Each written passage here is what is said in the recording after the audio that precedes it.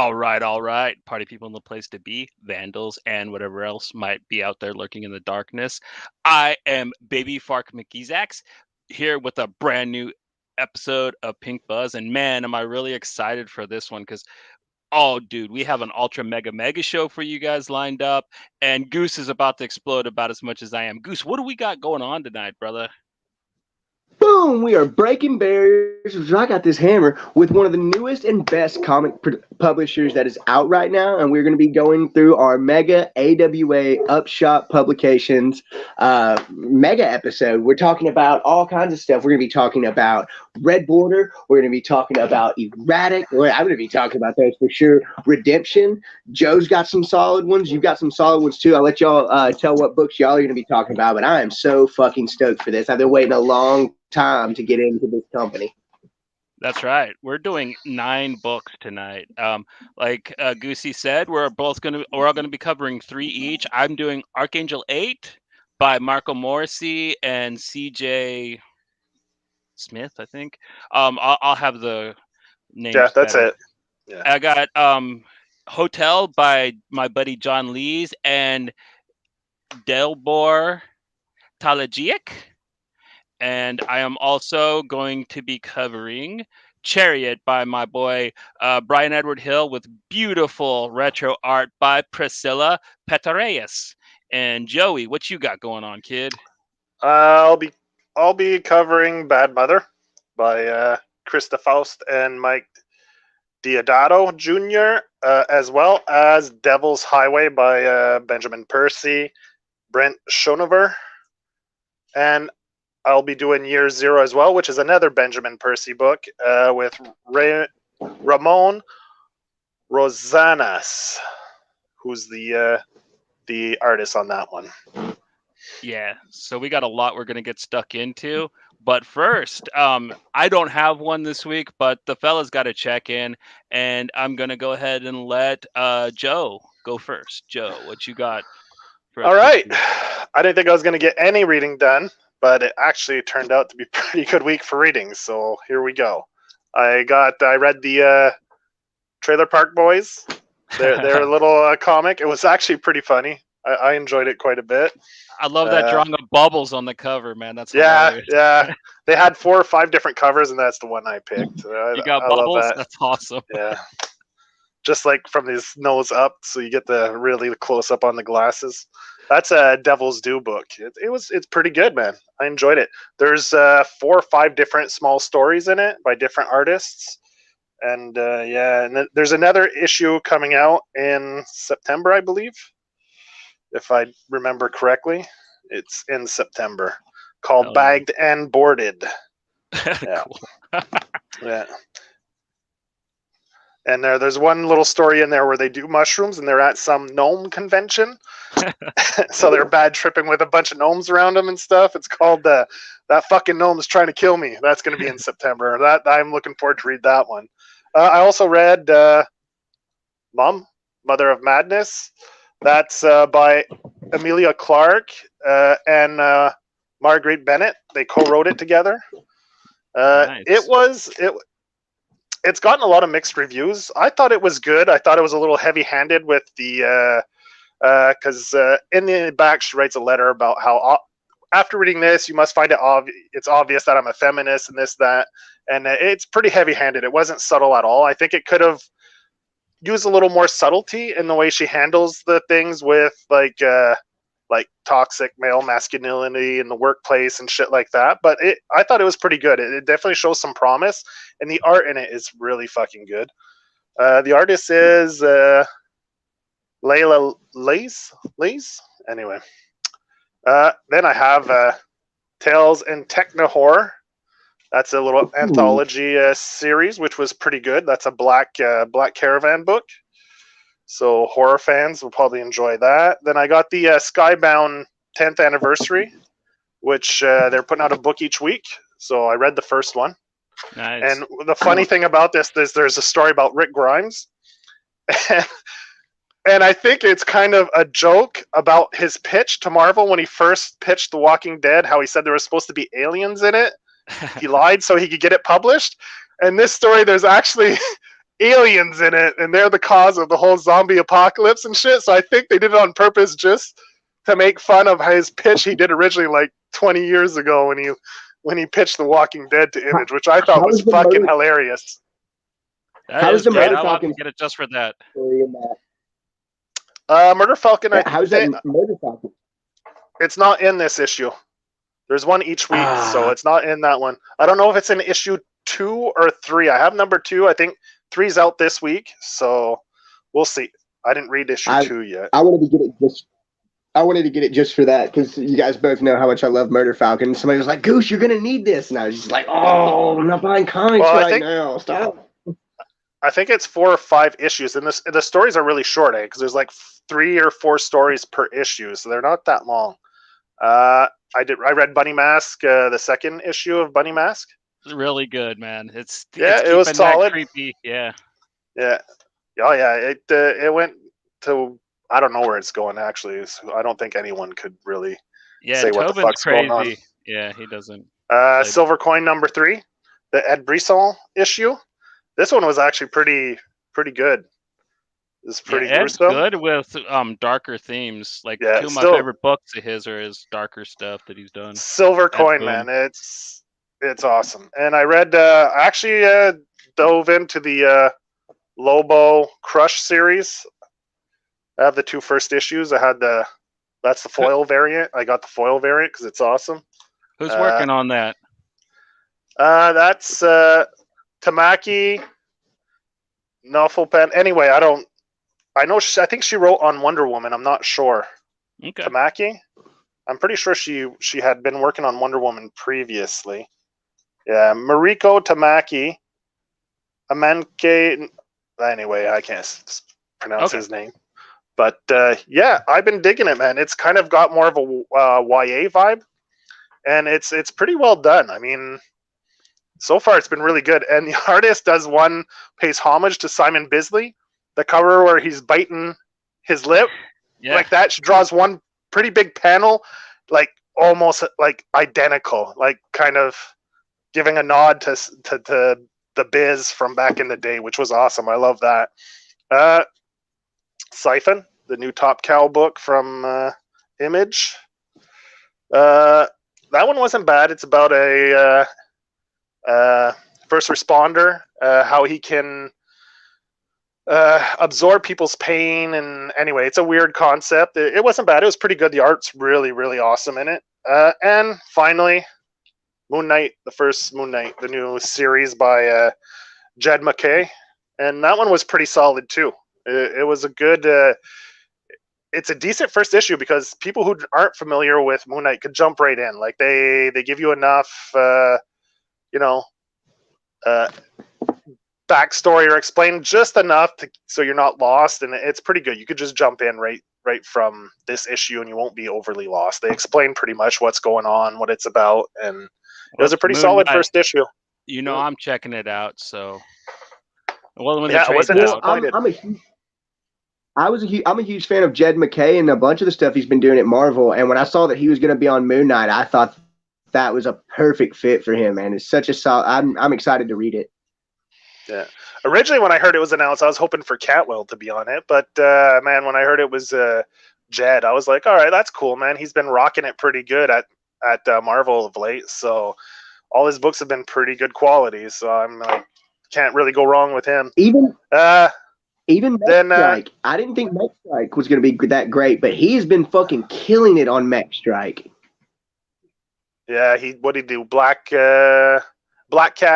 He also did Taskmaster. I think he was on that book before.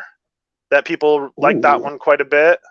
Dragon Sisters or whatever. I think he wrote that one before that. He did a Daredevil, the Death of Daredevil.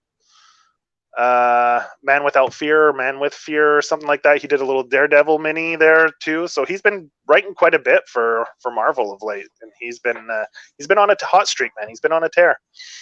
That's good stuff there, Chad. Right on, man. I love Harrow County. Emmy's one of the greatest heroes in comic book history.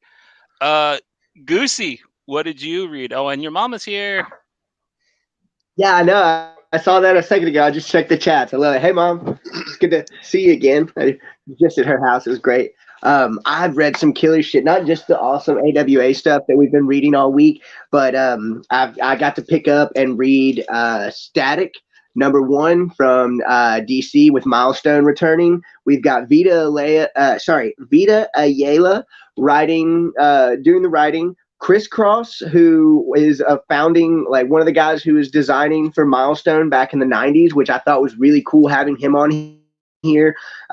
Nicholas Draper Ivy, Hey, I would want to say, did the art. I have one question though, Goose. Does Crisscross make you want to jump? Fuck yeah, he does, dude. The way he wears his pants backwards, I fucking love it, bro. No, you got Nicholas Draper Ivy on the art and World Designs on the lettering. Hey, there's my dad. Dad's here too. And dude, this was so kick-ass. I'm a huge fan of Vita Ayala's work. And they just did a really they're amazing. That's one thing I really enjoy. I started reading their work on Black Mask with I think it was Black AF, which was a really, really good title. It's what drew me into Vita, and everything they've done since then has just been fantastic. Also, another one, Johnny, you'll appreciate this. I don't know if you've been reading the Beta Ray Bill series. Cheers, Joe. I don't know if you've been reading the Beta Ray Bill series, but as much as I love Daniel Warren Johnson and Mike Spicer's work, this has been incredible. I think there's only one issue left. I think it actually dropped yesterday. But oh my God, as much as we both love Beta Ray Bill, man, this has been awesome. And we were talking about comic creators that love wrestling. Daniel Warren Johnson's right there, and there's this awesome fucking suplex scene in Beta Ray Bill that is just phenomenal, dude. I'm always down for a good fucking suplex. This is one that you can't fucking miss. I love Daniel Warren Johnson and Beta Ray Bill. His work with Mike Spicer has been incredible, and this book has just blown all notions that I had of Beta Ray Bill out the window. Like, he's such a great and developed character, especially with Daniel writing him. It's awesome. The next one's kind of a pair. Waiting for it.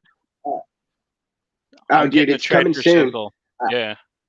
The next books are actually kind of a pair because I had to read one before the other. The Power Rangers, which is tied in with there's 2 series now. There's Mighty Morphin. There's also Power Rangers, both written by Ryan Perot. And they have been kick-ass. But what I was super excited about, and I finally got my fucking hands on it, guys, the Frank Gogol Power Rangers Unlimited, telling the origin stories of Rita Repulsa. And we could go on. I did grow up with my dad suplexing me all the goddamn time. We could go on and on about how great Frank Gogol is, but I just wanted to take a minute to talk about. He's a huge Power Rangers fan. I've read most of his work, and this right here is a step away from kind of the more serious, intense stuff that he's done. He's tackling different subjects, but he's still there's a big like light of hope throughout the entire thing, which is something that you don't normally get until the ending of a Frank Gogol series. But this was really good. I think he tackled Rita's origin awesome. And the book itself, man, if you don't even like Power Rangers, that's sad, but this is one that everybody should check out. It is deep and heartfelt and fun. It's going over the Phantom Ranger, which is just a being that's entirely made of the morphin power, the grid energy. And dude, it's so good. Frank did an awesome job, and that's Simone Ragazzoni on the art and Igor Monti on the letters, or that may be the colorist. Let me double check. It's illustrated by Simone Ragazzoni, colored by Igor Monti, and lettered by Ed Dukeshire. And this is one that I really think everybody should be picking up, but I'm biased because of how much I love Frank Gogol. And then my last one that I read this week, I'm always going to talk about this book. I finally got the first of the new arc of That Texas Blood, and we have stepped away from kind of the noir slice of life into almost the surreal, I would say.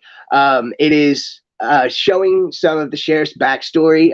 They fought a cult in the 80s that was trying to summon a old Aztec bat god, and it took a strange turn from the first arc, but it's something that really I didn't know which way they were going to go, and the the first of this arc was just phenomenal. There's backstory of the town. It's set in Texas, and obviously I'm gonna read it.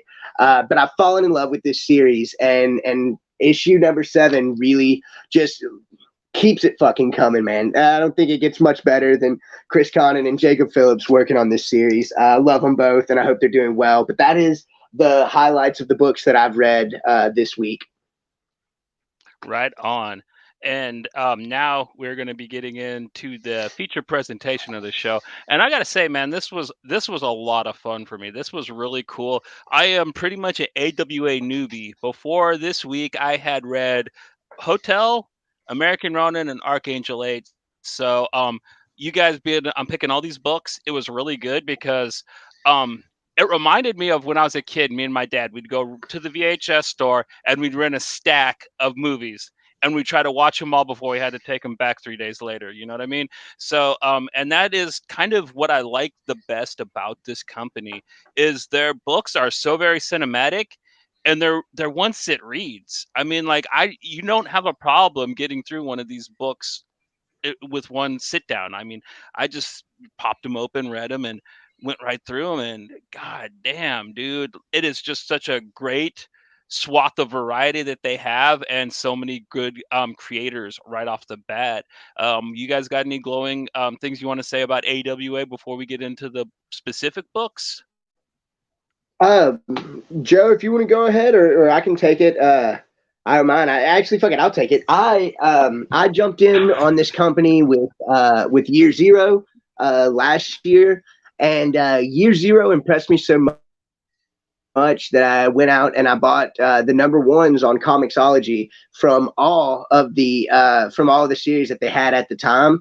And man, I was so blown away by all of them. I think it was Hotel, of course, because this is me coming off of Mountainhead and a few others, but man, AWA is that company that is just dropping hit after hit after hit. Everything they put out, I read and pick up without hesitation, because they really do just have such a good, like you said, they're very cinematic. I mean, fuck, Year Zero and Chariot have both already been optioned, but it's the company that honestly surprised me the most. Oh, definitely, dude. I could see like a new production company, a film production company, just buying the rights to these books, making their first round of films just based off of these books, and having hit after hit, at least straight to video hit after hit on their hands, man. Because each of these books, they are like the best movies you could be watching in the genre. Well, some of them are a bit spoofy, but they're supposed to be. They fit the motif, and like I said, like it really takes me back to the VHS days reading these. I know you didn't really get those, Goose, but oh no, I did. Did you know what I mean a little bit by it? Wait, say it again. The VHS days, man, renting a stack of tapes and just getting through them. That's the thing, dude. I was like 8 or 9 when we got our first DVD player, but up until then, there was like 4 or 5 different movie rental places that, dude, I still got VHSs. I still got a 20-inch Zenith combo that is slipping my shit in.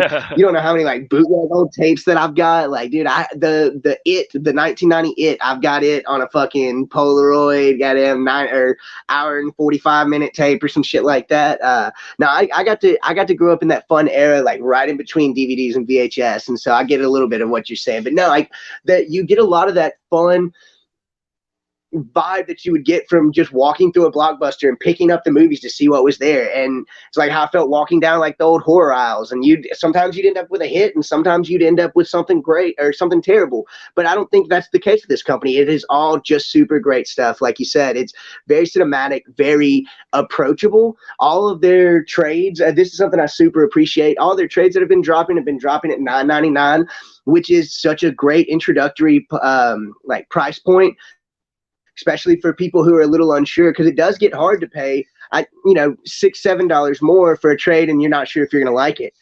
With these books, man, you can spend that $10 and be well fucking pleased, because like we said, there's not a bad book in this whole company, man. They have really, really surprised me. Best indie publisher out right now, in my opinion. Joe, you got anything you want to say? Yeah, I'd like to just give a shout out to Mal, Chad, Blake, the two Mel's, actually. There's two Mel's in the house. So just give a shout out to the people in the chats. El Crudo, I don't know if he's still there, but he said he had to go grab a bite to eat. So hi to everyone in the chat.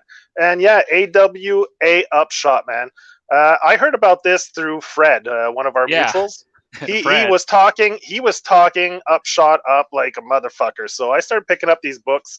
I almost got in right from the beginning. I might have missed a couple of the first issues. But yeah, man, AWA is kind of like sex or pizza, man. Even when it isn't great, it's still pretty fucking good, you know? Like even the titles that I thought were just okay were actually better than most, better than average. So like, I mean, you can't go wrong with this company. They put out quality, and every read we read this week was decent to excellent. So I mean, not a single bad issue that we're going to be talking about tonight. And man, I dig the way they're doing business. I love the 5 and done. Take a little break. They can bring in new stories, another 5 and done, and how they do it in waves. I mean, it's great. You don't get that ongoing hangover sometimes, you know, that some books get where you get that after 6-7 issues, you maybe get 2 or 3 that are just like really lame, slow. You know, you get that drag. Like it's just a concise 5-issue story. They pump it out. The pacing's good. Then they stop, take a little break. They work on another 5-issue arc, and it comes out, and the stories just roll. The pacing's good. Like I was surprised how they're pretty quick reads, these books. Like the pacing is really fast on these books. So man, I can't recommend this company enough to anyone. Like, I mean, and it's all new stories, new characters, so anyone can pick these things up, and you don't have to worry about any back issues or any backstory. Like, pick this up, man. They're in their 3rd wave now, I think. So I mean, they're not too deep in there. It's not too hard to find. You can get it in trades. I'm pretty sure you can find a lot of the singles if you want collect singles as well. If you go to any big comic shop, they probably still have the singles kicking around. I'm sure they're all pretty much all still at cover price. So man, go pick this shit up. The only ones you'll have trouble picking up is going to be Chariot and Year Zero. I think those are both going for about 20 right now since they got optioned. But that's also both recently. Okay. Yeah. Both of those got Year Zero got picked up before issue 4 dropped, and Chariot got picked up before issue 5 dropped. And so, like Johnny was saying with the cinematic thing, like there's already companies who are noticing the potential that AWA has, and I believe that they got potential out the fucking wazoo, bro. Like it's so crazy. Alex Alonso and the stuff that he is doing. He's the guy who's running AWA, and man, I'm telling you, like that guy, he is putting. I don't know if he's helping put together these teams of creators, but I know with the work that he's done at Marvel, that this man knows what he's doing, and obviously so, because we're all here with a episode about a company that's a year and a half into their inception and doing, in our opinion, better than most publishers are. And so I really think that they came in at a good. They didn't come in at a good time. It came in pre-pandemic, but they really roll with the fucking punches, and they're putting out the best books out right now, in my opinion. But they didn't let the pandemic affect their rollout too much, like some other, like Dark Horse, man, it took them a while to start getting their books back out there. But AWA, man, they, as soon as it was back on, they were throwing their books out there. They didn't wait. They're like getting their books out. They're one of the most efficient companies at getting their books out there, I found, during the pandemic. They had the least amount of issues. Like they were like, fuck it, we don't give a shit. We want to get these books as quickly to people as possible. And as soon as comics stores were open again and Diamond were delivering again, they were getting their books out there right away. They didn't have any issues or any delays as soon as things started opening back up. And jumping into the goodness that they do offer, I'm going to start us out with Arcangel 8, written by Michael Morrissey, with art by C.P. Smith, colors by Snakebite Cortez, great name there, lettered by Sal Caprino, and cover artist by my man Jeff Deacle, who I've followed on Instagram forever, and I'm so happy he's getting like legit cover work because he is so good. And this book is my first introduction to AWA, and I have to say I like it, man. Like I was saying, it reminds me of a couple of old films I like. It's like if you mixed Prophecy with Man on Fire, basically, and you get this because it's totally sacrilegious. Basically, for some reason, all the archangels from the Bible are on Earth, and they are mercs basically, and they run for different squads, and both of them think that they're doing the righteous thing.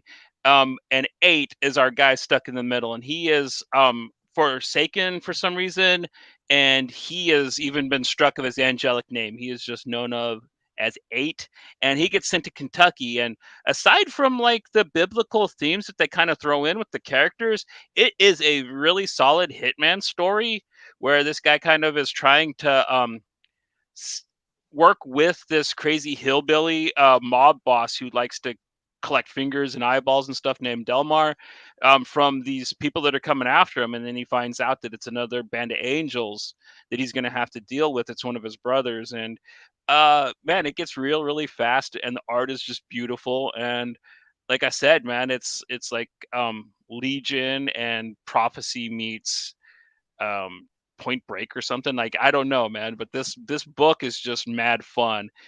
Even though it is trying to be really brutal as possible with its storyline and themes. Goose, how do you feel about this one? I was a fan of it, man. I like you said, the art on it is fantastic. I really liked all of their books, like we talked about, look very cinematic, and this is one of those ones that just kind of. I read it digitally. I would like to read it, the physicals of it. I need to get that trade. But man, as I was reading it, I really, really enjoyed it. I liked how they were fucking with 8 about not even having a name. The angels that were working for Gabriel. I read the Bible and know a little bit about the angels and the archangels and whatnot. And I just thought that they did a really good job the way that they portrayed them. Especially when you finally do see like the wings. One of the antagonists, I can't remember which one it was, but in like issue 1 at the end, after he's walking like towards the door and his wings pop out, like that image stuck in my mind. And the colors on it were just awesome, bright, really vivid. And man, I enjoyed it a whole lot.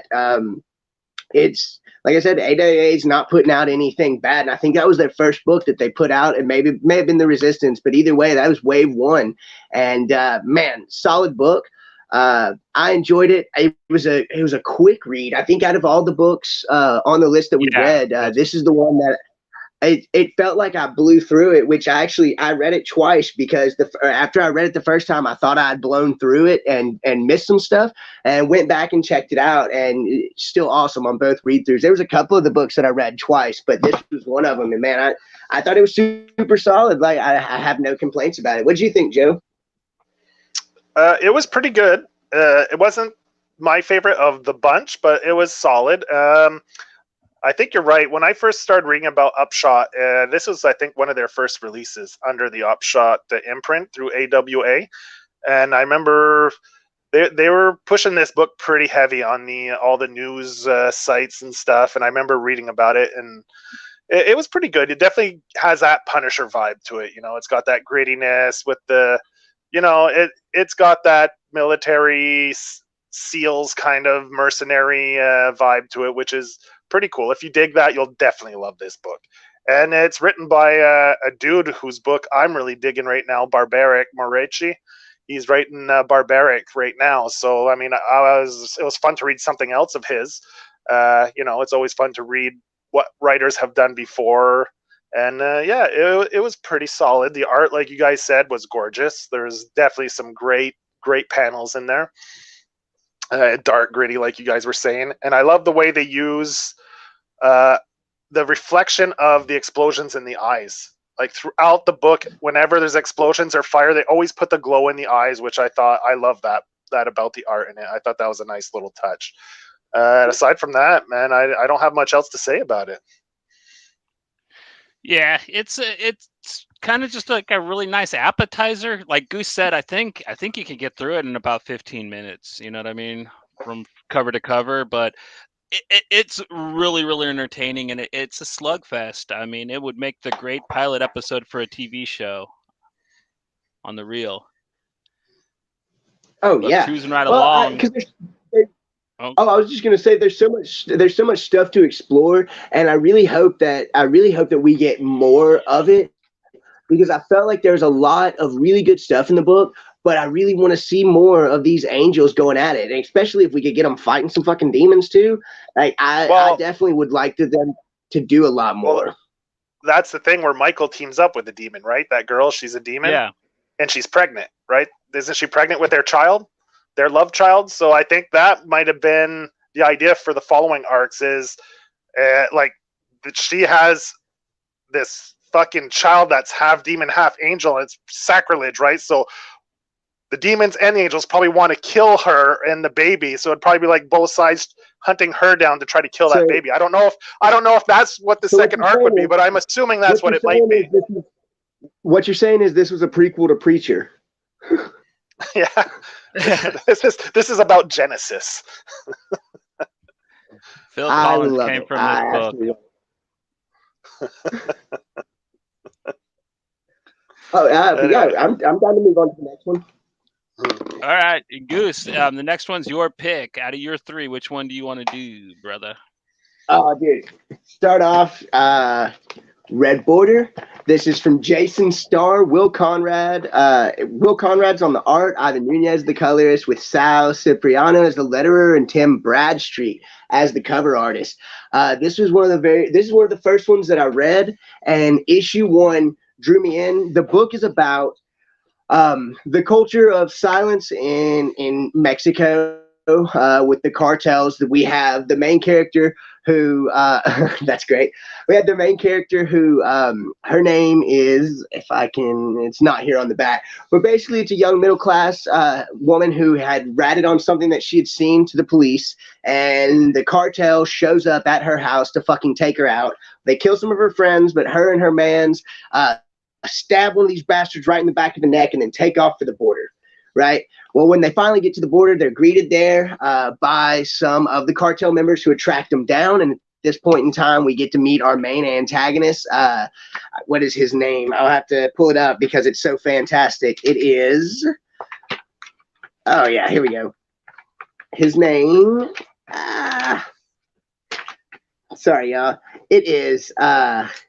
Raymond Colby Benson III, and that is some super, super like country shit to just name your kid. And I really like that character, and he plays our main antagonist and draws them back to what can only be described as some Texas Chainsaw Massacre House of fucking horrors, and it only gets crazier and crazier for them from there on, ending with the people thinking that they are basically reliving the Battle of the Alamo. They've got a fucking damn mini gun, and it's super badass, man. And it is this is the first book from Jason Starr for AWA. He's got a second book that he actually does with Dalibor from Hotel, and it's super awesome. If you haven't checked out Casual Fling yet, if you're anything like me, the book will piss you off in all the right ways, but it is also super awesome. But this one here, man, the action starts and it just does not stop. Nor do the twists and turns. Friends turn into enemies, enemies turn into friends, lovers turn into friends, and then back to lovers again somehow. But it is everything that I think comics should be. This was one of the first wave from AWA that I read, and man, it's such a kick-ass book. I implore anybody to go out and get it. Price point for the trade is $9.99. Actually, if you have Comixology Unlimited, I believe the whole series is free. Yeah, it's fucking kick ass, man. It is a kick in the goddamn teeth through most of it, and it's done so well, man. This one here it's one of the ones, like I said, that I wanted to pick when we started this up, man, and I thought it was just fucking fantastic. It is an adrenaline rush, and you never know what's going to come next, man. And it's awesome. What do you guys think? It's an Eli Roth film on paper. I love Eli Roth. I don't mean that in a bad way. I'm not one of these people that's hating. I mean that in the best way possible. But yeah, it starts off gruesome as hell. Like you get the first page and people are eating dinner, and then after that it's just like slaughter and running. And then yeah, they get to the North America or the North America side of the border, and yeah, you got the crazy hick family that taxiderms people and keeps them in the basement. It's definitely in that grindhouse zone, which I love. So yeah, I had a total ball with this. Plus, I'm very affected by the plight of our Central American brothers. I grew up in Northern California, so like I am very familiar with the struggle. So it was really nice to see a book that kind of really didn't stray away from how it felt about that particular piece of politics, and it was proud to say what it had to say while being really fun at the same time. So Jason Starr, you knocked it out of the ballpark, brother. I really enjoyed it. You made yourself a nice good exploitation film on paper, and you get my mad respect for it. Yeah, it was a solid horror read, man. Like if you dig like Texas Chainsaw Massacre books like that, I mean, you'll really dig this one. They dive into a little bit of this family's past and history, how they live and their legacy, and they're living in the past and how they have to protect their way of living, right? So yeah, the poor the poor border hoppers get a run for their money in this one, and it was the pacing was good. The kills were great. The family was, your typical fucked up, like cannibalistic family. If you ever go visit them, don't eat the stew Or the chili. They don't or skimp on was the it? meat. It was chili. It was chili. Yeah. Don't eat the chili. Stay away from the fucking chili, man. Which was funny because what wasn't one of the characters a vegetarian, and they're like, "Oh, you're not eating your food," and he's like, "No, I'm a vegetarian." And anyway, it was pretty funny. See, because it's fucking the stew is people, right? So Soylent Green. When we the Soylent Green is people. But no, the thing that got me about that was I didn't catch it the first time that I read it. Why he was saying that he was vegetarian and he wasn't going to eat. And I'm not going to ruin it for anybody, but when you go back and you reread it after you know what the kind of twist is, man, you pick up on shit from the beginning. And like I think it's one of those books that if you go back and read again, there's little subtle things that I don't think people picked up on, and if they did, good for them. Like you said, it goes right into the grindhouse. I'm glad you mentioned Eli Roth. That's another good one. But I got the original Texas Chainsaw Massacre vibes, which I think a lot of people will from this because of that fucked up kind of Texas cannibalistic family. But I really think that you could have this done by most.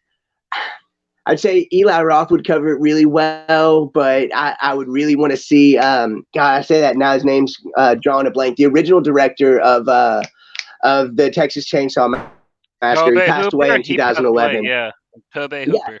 Yeah. Dude, I would have loved to have seen him take this on because I think like just the way that those old films are. This is definitely like an old exploitation film. I could see this on screen in a double feature on a drive-in with "I Spit on Your Grave." Like it's brutal, but also funny, and it has a point to make, like you said. And it does it in the same vein as those old exploitation films. And I think Eli Roth is also one of those guys that picked up on that. Like if any of y'all saw The Green Inferno, is that the one that he did that was similar to the old like Cannibal Holocaust and Cannibal Ferox? That to me was done so well that I do get what you're saying is I could see him taking this on. Well, the cartel violence the cartel violence really reminded me of something that he would be able to pull off too, because like you don't really get gangster stuff from Tobe Hooper, but like Eli Roth does have that kind of side. In The Hostel, you have like the Russian mob guys and stuff, so that's why I kind of jumped to him. But because like you say, you have that cartel part. It starts as a cartel book, and it doesn't take long before it gets into the horror kind of. The torture horror elements of it. Yeah. And the last page. Yes. The last page, it has one of the greatest last pages ever. Just the looks on their faces, the question, the confusion. I'm not going to spoil anything, but when you get to it, you'll love it because it is just so beautifully rendered. I loved the ending of this book. It just was so perfect. Like, if you're looking for something that's just gritty, gross, and has a good message and is a lot of fun, you can't go wrong with Red Border, man. Agree, 100%. All right. So it's my turn. Yes, sir. All right. I'm gonna go with. Well, it's obviously 2 of 3 are Benjamin Percy, so I'm gonna go with my first Benjamin Percy book will be Devil's Highway. This story is basically about a serial killer, and it's takes place at. It focuses on the underbelly of the trucking industry and the crime and the fucked up shit that happens within that darker, seedy parts of the trucking community. And it's kind of it's a pretty cool book. The story is about a girl whose father gets murdered at his cafe restaurant, and she comes back home to track down, find the killer, and get her revenge on this killer. And basically, the main protagonist's name is Sharon Harrow, who is a ex-special ops military, and she's a badass, man. This girl, Yeah, she you is. don't want her coming after you because she takes shit from no one, and there are so many great little scenes of her just. Oh, she just shows how versatile she is in every situation she's in. And man, there's some great action scenes. There's some fun like storylines with the serial killers, and you realize that it's not just one, man. As this story goes, you realize there's a whole network of these fucking trucker serial killers. And it's pretty cool because they use the snake as a symbol, and they all get like this slit in their tongue as like instead of a tattoo, they get the slit, so they have like the serpent tongue.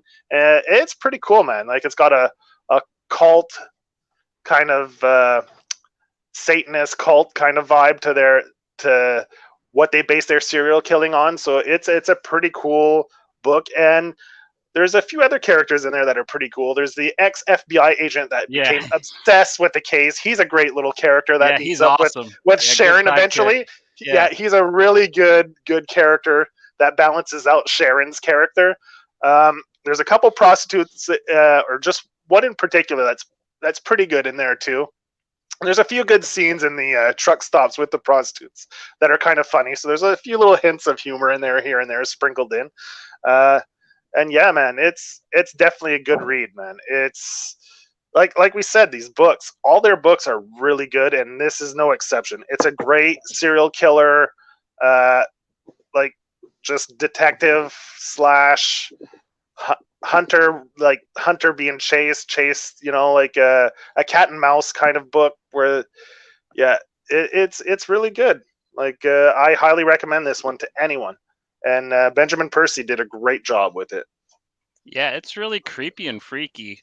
I like the way it's drawn. The art in it really lends well because it all kind of almost has, because it all takes place in cold weather basically. So you got that kind of misty, snowy feel on everything, and yeah, it just really starts off. Like, look at that cover. Yeah, that is a beautiful cover, man. It really just starts right off with the eeriness, like you said, her dad gets killed actually protecting a girl from the serial killer, and this girl, she was actually supposed to come home every year. She was on her way home. Yeah, and she decides to come home, and this happens on the time. Like, so it's just like that perfect storm, that shit storm where, she's finally coming home, and come to find out her father gets murdered. So that just lights the fire under her ass even more, right? So, yeah. Her first scene, though, when she walks in and she's talking to the two cops, and she's just like, yeah, you remember when they had to try to wire your jaw back together? And, hey, how much fun was it when they reconnected your fingers? And, like, they were like, okay, yeah, you could have the file. And then, later on, she's just got the dude tied up, and she's watching the security camera. She's just like, well, I asked you nicely. And, yeah, she is just my favorite femme fatale character out of any of the books that we're going to talk about tonight. Sharon is the killer. It's fun because you don't know she's special ops yet. They haven't revealed that. So she shows up, and she's like this. So is she mafia? Is she? You don't know what the fuck she is. Is she a mercenary? You don't know what her background is. But all these people know who she is and what her background is. But we don't yet because it hasn't been revealed. So that's that fun little play in that first issue where you're like, who is this girl? Where's she coming from? Right. And they reveal it later on. So you get a little more of her backstory, but they reveal it so slowly. It's a great little way that Benjamin Percy, then you're like, later on you find out she's special ops and all this, and it all starts to make sense. Right. But until then you're trying to guess and figure out what the fuck, what's her past? Like, why is she such a badass? And it's a great little like hidden part of the book that gets slowly revealed as you read it, which is a nice little payoff as you read it.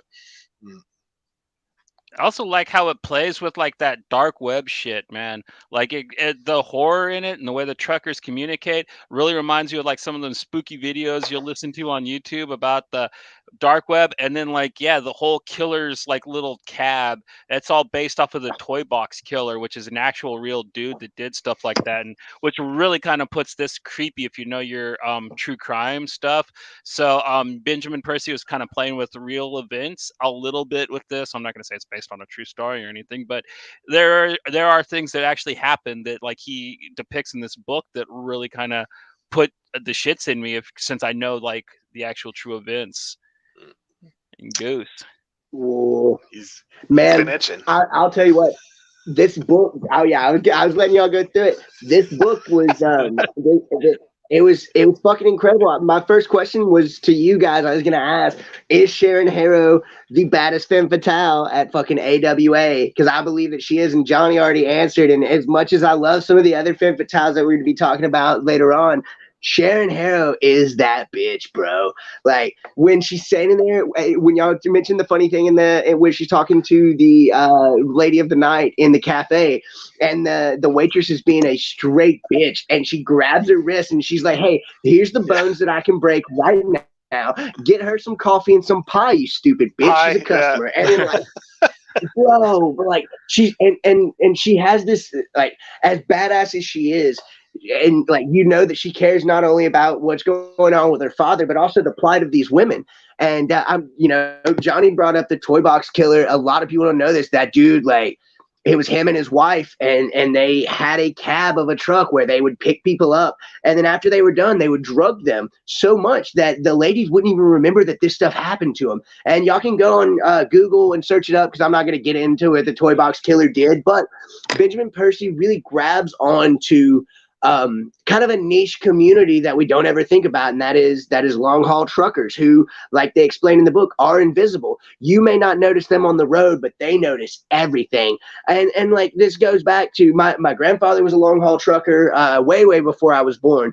But I just remember, like, there's so much stuff that I learned from him that he learned out on the road. Little hand signs to give to truckers and stuff. Like, if they, like this, you do this to a trucker, they know they've got a flat tire somewhere. And like that sounds like weird, but they've got their own secret language. It's the same thing with like the old hobo code. And I really think that Benjamin Percy is a master of crafting these set pieces almost. Yeah, there is nothing that pie can't solve.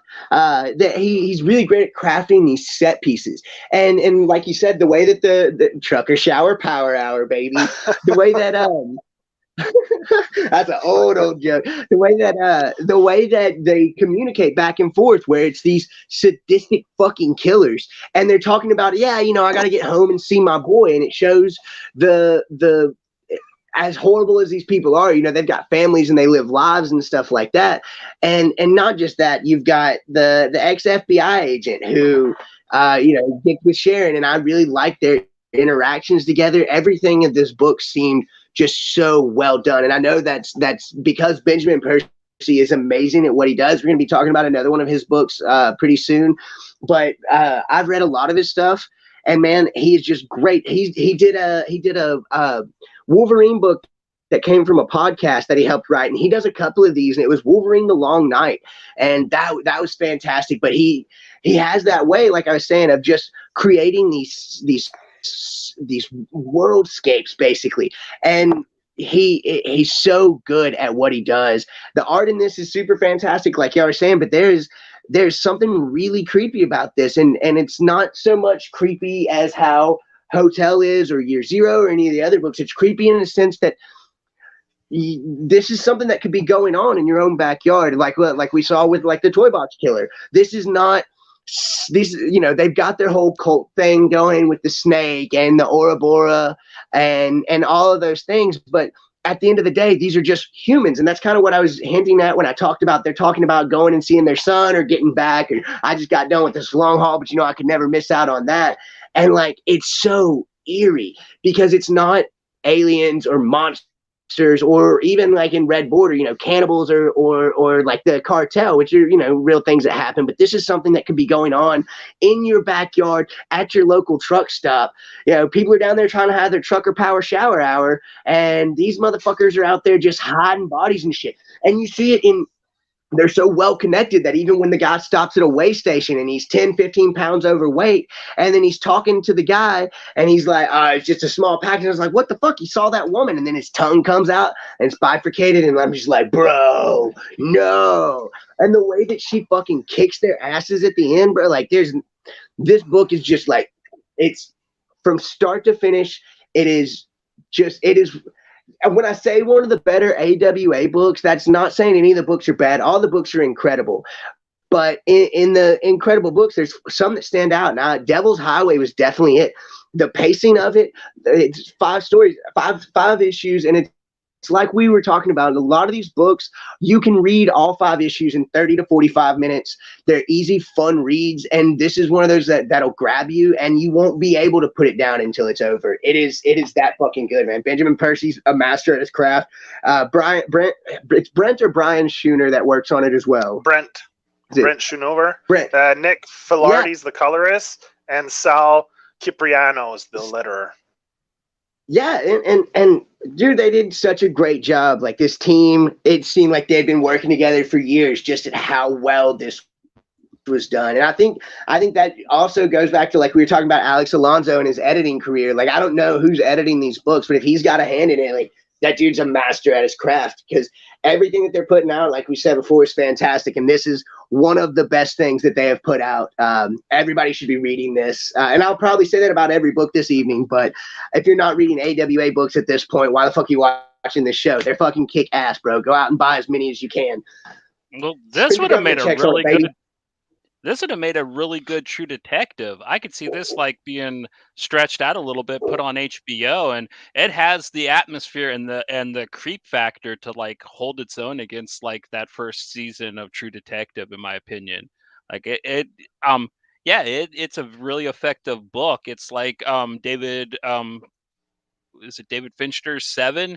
It reminds me a lot of that as well. Like it's one of those things that really will creep you out. It's one of the few things that I've read in a long time that have. And like Goose said, all the books we're going to be talking about are amazing, but I would put this on the top tier of AWA's horror books. Definitely. It may not be in my favorites, but as far as the horror stuff goes, yeah, it is the prime cut stuff. It's definitely like in the horror thriller suspense category.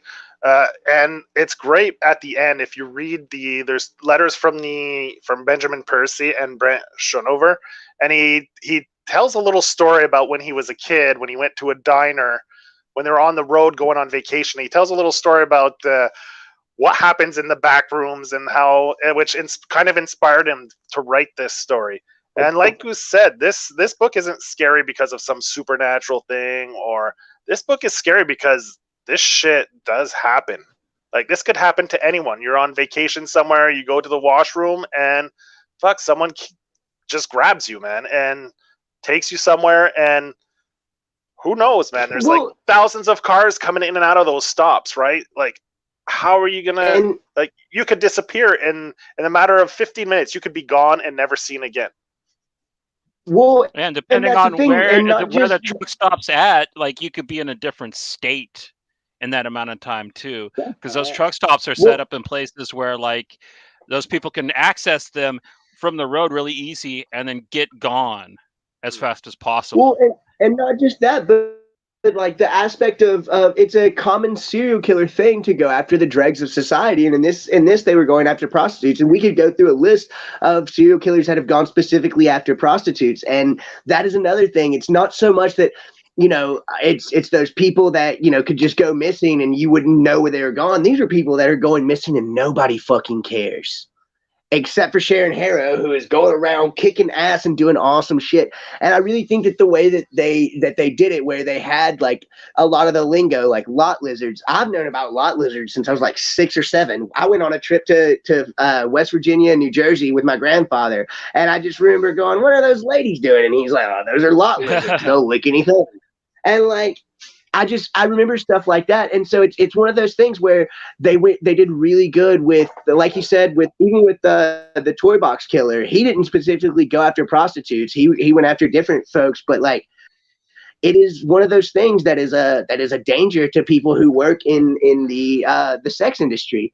I think they really captured that really well, because you see how the waitress at the diner treated her, or how she's talking to one of the prostitutes and they're like, nobody's gonna do anything. Like, what was it, Candy, who lost her tooth? That whole scene where she goes in and she just starts whooping them motherfuckers' asses, dude, especially that big fat dude. Like, oh, that was so good. And then her reuniting the girl with her family, like, I don't know, she lost her father and she has this like love, and I say love, but this just cautious wanting to protect these unprotected women from the people who murdered her father. And I thought it was just, it on all levels, it just fucking worked. Yeah, but it doesn't start that way, right? In the beginning, it's just, I want to find the guy who killed my father, and then it's done. But as she meets this FBI agent, he's like, it goes so much further. We gotta try to take the whole thing down. And she doesn't realize in the beginning how big and how complex and branched out this whole organization of these serial killers are. And then by the end, she realizes like it's a big problem, and they're preying on so many innocent people that by the end she kind of like, yeah, we got to take them all down. And that's when you get the scene where the main guy who's kind of organizing the network is kind of revealed at the end on his computer. And it's a nice little ending where, you know, the wife calls down, supper's ready. Then his kid's like, Dad, Mom said. He's like, yeah, I'm just finishing something up. Then he goes up the stairs, and, you know, and he's like the biggest, baddest of them all, like the sickest, most twisted, you know. And it's a nice little touch. It just puts it into that weird context of, like you said, these guys have families, and they just do this to satiate their twisted, evil side, so that they can live a normal life. And it's just fucked up, man. It's just really fucked up. Yeah, so good though. Pick this book up. Yeah, really solid read. Like, yeah, if you like your horror on the slightly disturbing side, I mean, this is perfect for you. And that's what, like, that it's just, I want to see a whole lot more of this. Man, it's such a good book. I don't know why this one hasn't been optioned. Like you said, I could see it as a show drawing it out, especially because we know we've got more to come. We know we're going to be getting more Sharon Harrow, and I'm super fucking stoked for it. Yeah, definitely. I would like, we talk about cinematic, but I would actually like to see this turned into a show if I could pick. Like, yeah. I think it would get optioned more as a show, like a HBO or something, a network that likes these kind of dark, gritty. I don't think it'll get optioned as a movie because the content might be less appealing to a mass audience. So I could see it becoming a show like for HBO or something like that. Yeah. I'd totally be down for that. But keeping on the horror train, I am going to be talking about the first AWA book I read. Of course it was, because it was written by my Scottish homeboy, Mr. John Lees, with wonderful, wonderful art by Deobor Talijic, colors by Lee Luthridge, letters by Sal Caprinio, and cover art by Kyle Andrews. And man, like, this is just John Lees, just living it up the way he does. This is like Sync. This is another kind of anthology book. Each issue is its own little thing, and it all takes place at this really, really creepy Route 66 Perro Courts Hotel, which has this really creepy clown painting at meeting you at the guest desk, and that comes into play really, really good in the 5th issue. Each issue's kind of takes on a different style of horror. You almost get like a Outer Limits type thing, episode by episode, where some of them are a little sci-fi, some of them are a little um I don't know, fantastical, but each of them really, really shines. I'd say issue 3 is my favorite. That is John Lee's at his most evil and most creepy. The one with the dude in the walls, Home. Like that one really, really got to me. But the last issue is probably my favorite exorcism story ever, just because of how it plays out and just how the book ties it all together. Because all 5 of these stories kind of happen at the same time, and in issue 3 you get to see how they kind of all work at the same time, and this big into the world event that happens that, oh dude, it's so rad. Before I go any further, Joe, like, you got any things you want to pile on this awesome book? Well, I dig all these anthology series that are coming out. They're all pretty solid, like from Silver Coin to, like, there's so many. There are so many. Like Sync was one of his other ones he did, which is great. And this is no different. I mean, and I love the way each story gets a little glimpse of the previous one. You know, like you get the couple and the girl opens the door, you see them, and they give you a little like wink to the story from before or one that's coming, so you can catch these little glimpses of how they all tie together. And it's just an interesting concept of this, kind of like a Hotel California. You know, you can check in, but you can never leave, right? So I mean, I love it. The whole time I was reading this, I couldn't stop re-listening to Hotel California in my head as I'm reading this. It's I think that'd be the perfect theme song for this book, right? I mean, how did you feel at the end of issue number 1 that it's a boy? Did that freak you out or what? Like, that really had me just like, Jesus, John, I thought this was going to be your most watered down stuff ever, but man, he really... That's the little demon. Yeah, the little demon baby. Yeah, that suckles on the tit with the weird happy swimmy dreams. Yeah, man, that whole story is just so creepy. Yeah, and so that's one of the first, like, just in that one you can hear the in the, like, the scratching in the walls, right? Isn't it right from that first issue? Yeah, you hear it, which ties into, you go in and you find out what's in the wall. So it's fun how they tie together in these little subtle ways, which is pretty fucking cool. Yeah. Yeah. Goose. Oh, want to check boy, in, buddy? Yeah, boy, do I have some fucking things to say. First off, we all like these horror anthologies that are coming out now, but to me, this is the, in my opinion, best one. I like Ice Cream Man a whole lot. Silver Coin is doing really great. But to me, Dork Knight's in the house. What's up, fellas? I don't know if that's Pete or Wes, but we love you both. You guys are awesome. I have so many things to say about this. Everything from Dalabart's art to John Lee's writing is fantastic. The interconnectedness of them is probably what makes me say this is my favorite anthology, because everything comes out later. Like in that first story where you're talking about the scritching in the walls, when she's looking in the mirror and the fucking hand burst out, and we find out that is from the third story where the girl is trapped in the walls and that's her fucking hand. Same thing with the couple from the second story, when the guy's trying to talk to her and you see that surprised look on his face and you think that he got caught trying to flirt with a younger woman, but when you find out in the second issue that his wife has just come back after he's like poisoned the fuck out of her, it's the little things like that. But one of my favorite things, it was one of the notes that I wrote down, is the Vincent Price archetype, basically, that the hotel manager takes on. The hotel clerk. Yeah. And I got really big Vincent Price vibes from him, and I thought it was really good the way that he set it up, similar to how Rod Serling did with the Twilight Zone. And he is our narrator. I think that it's a solid comparison of him with Vincent Price's looks, but with the Rod Serling kind of narrator that he does. Also, there is page 6. I've got the book. I said I got a book. Yeah, I got the book right here. I specifically wrote down where you really like get a sense of Dalabar's art, which is on page 6, which is, we were talking about the swimming dreams, and it's this This one here, where she really has the first dream, and I drew comparisons of the little demon to a changeling. John Lees is Scottish, and changeling is something that that's like fairies and Gaelic type of mythology, where the changeling takes your child after it's born, and if you don't like exchange it for your child after like so many hours, like the demon just takes hold of the child. And I really think that the inspiration from that first story was drawn from the Scottish and Gaelic stories of the changeling.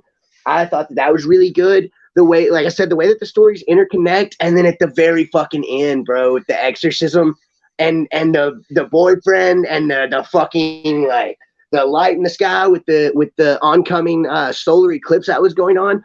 This is man, we talked about it. There are books that every book that AWA puts out is fantastic, but there are some books that really stand out. And dude, you get John Lees at some of his most brutal, which is hard to say because he's got Sink, he's got Mountainhead, and the brutality of this and the uncomfortableness of it. Everything in this is where the last story we talked about real things that could be happening. These are the things that haunt the back of your fucking mind, bro. The demon, the wife that the nagging fucking wife that you just want to get rid of and you just fucking can't. And that has nothing to do with Dakota, and shame on y'all for thinking that. I see it in your faces. No, it's just it really draws you in and it keeps you on your toes. And I think I had mentioned before, there's some books that just kind of like pull the string tighter and tighter, and the tension builds and builds, and you get little breaks, but they're very, very little. And each story is so well fleshed out. You can pick up any issue of Hotel, and although they are interconnected, you could pick it up and breeze through it, and it would perfectly make sense. But then when you finally get to see in the later issues, which I think is 3 and 4, how the books kind of interconnect, when she's hearing the knocking on the wall and she goes next door and the dad's there from the 4th story and he's like, no, everything's fine. And the kid's just like laying there. But then you find out in the 4th story that he's like bleeding from his fucking head. Like, oh, dude, the tension builds. You get this. The Dalibors art only adds to fucking John Lee's manic writing. And Perot, the fucking clown, bro. Look, yeah. I don't know how y'all feel. I don't know if clowns freak y'all out, but the shifting in the painting and then him coming out in bro, like the whole time I was sitting there like this, and just like trying to like, it is really, it's horror movie levels of fucking scary that you rarely get from these books. You get some good horror stories, but this here, like it's cinematic in the way that we were talking, but it is. It reminds me a lot of I think it was a Robert Rodriguez film from the early 90s. It was called 4 Rooms. He did one. Tarantino did one. Guy Ritchie did one, and I forget who the 4th director was, but yeah, it was a 4-director movie that they did, 4 Rooms. That's great. And I got the same vibes from that, but the level of uncomfortableness that you get, like that movie doesn't even come close. Like this is Word. John Lee shows you what is possible in a single issue with this, because like I love long form horror. I love a nice 5-issue arc, but John Lee shows you that like, hey dude, you can tell a badass hard hitting little story in 1 issue and still throw in lots of winks and nods to what's going to be happening later on in the series. And dude, it just he just shows how talented he is for the era that he showed up in, man. He is unreal. I love that he went with more of a theater clown, not like a party clown, which gave it that nice, more like sophisticated kind of, not just slasher horror, more like this psychological kind of more. It just gave it a much more creepy kind of vibe to it, Yeah, you went with like the Pagliacci type clown. Yeah, exactly. I love that he went with that type of clown. Yeah. And I mean, because it's and I don't know about y'all, but like there's a lot of these like older houses that I'll go to that my friends like grandparents own, and they'll have one of those like felt pictures of a clown like on the wall, and it's the Pagliacci style clown with the white face. I would be so out of there. I do not truck with clowns. Dog. No, my best friend's mom had an entire corner of her house like on some Joe Dirt shit where, you know, if you're feeling down, look at a clown, and they were all like this style clown, bro. And we used to have our earth crises in there, and you were talking about getting freaked out, and I was like 16 fucking looking over at the wall just fucking, oh, I didn't like it at all. And this draws out those feelings from those early earth crisis years. And Jesus Christ, bro, it's so fucking good. Like, John Lee's gets all the praise from all of us pretty much all the time, and this is no different. Hotel is easily one of the best AWA Upshot books, and that's saying a lot considering all their books are fantastic. Yeah, we need a second arc, like right now. Like, is there any? Has he announced they're coming out with the second arc to that? They should. I know it's sold like hotcakes. I know everybody loves it because John Lee's is pretty popular right now, finally. So, and it was one of the books that really helped push him over. So I'm hoping, because that seems to be AWA's thing. I think that's why they're doing these 5 issues. They're testing to see if they sell, and I think the ones that really do, they're definitely going to return on. And I don't see why they wouldn't with Hotel. But then again, like, if he just leaves it the way he did, that would be fine, because even at the end of this thing, you're just like, what? That was amazing, but what? Like, what the? And I love that about it. You know what I mean? John Lee's kind of got David Lynch with himself with this one, and I loved it. I love that surrealism. Yeah, what's up, fantastic. Sonia? We got Sonia, the wacky skater, up in here, man. She be partying down. She crazy girl. I love Sonia. But yeah, dude, Hotel is just 5 issues of surreal horror perfection, in my opinion. And like Goose said, man, good call on the Rod Serling. I'd say it was a little more like Night Gallery than Twilight Zone, but yeah, definitely still in that Rod Serling house of awesomeness. Yeah, fucking, it was great, man. I could talk about this book for the rest of the fucking episode, but we definitely have more to go through. I think that's our 4th book. We got 5 more, and oh god, they only get just as intense from here. I love it. All right, and yeah, the next one's on you, Goose. What you gonna do? Ooh, let's see. I know which one I'm saving for last. So we're gonna go over. I've got them right. I just had to. Oh, right here. We're gonna go over.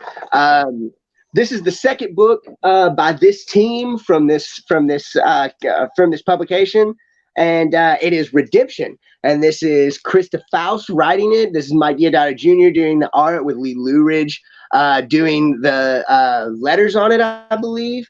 And holy shit, if you, it's a trope that's been done 100 times.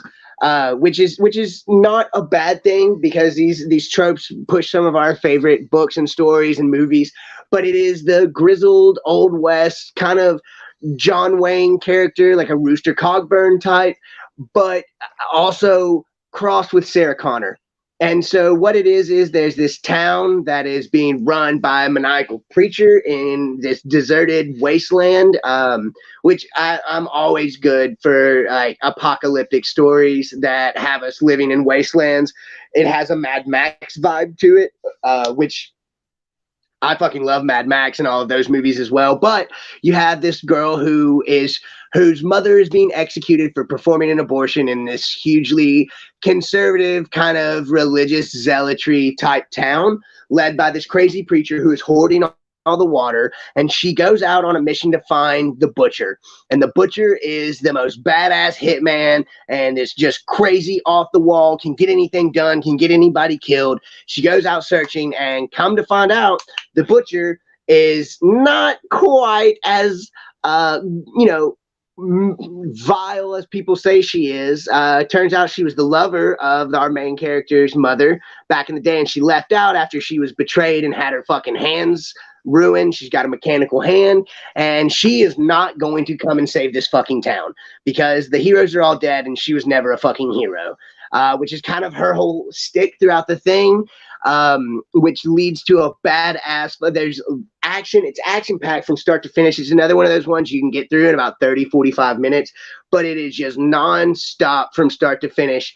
If you're a big fan of Westerns, this is perfect for you. This is basically Mad Max, Terminator, and Rooster Cogburn all rolled into fucking one.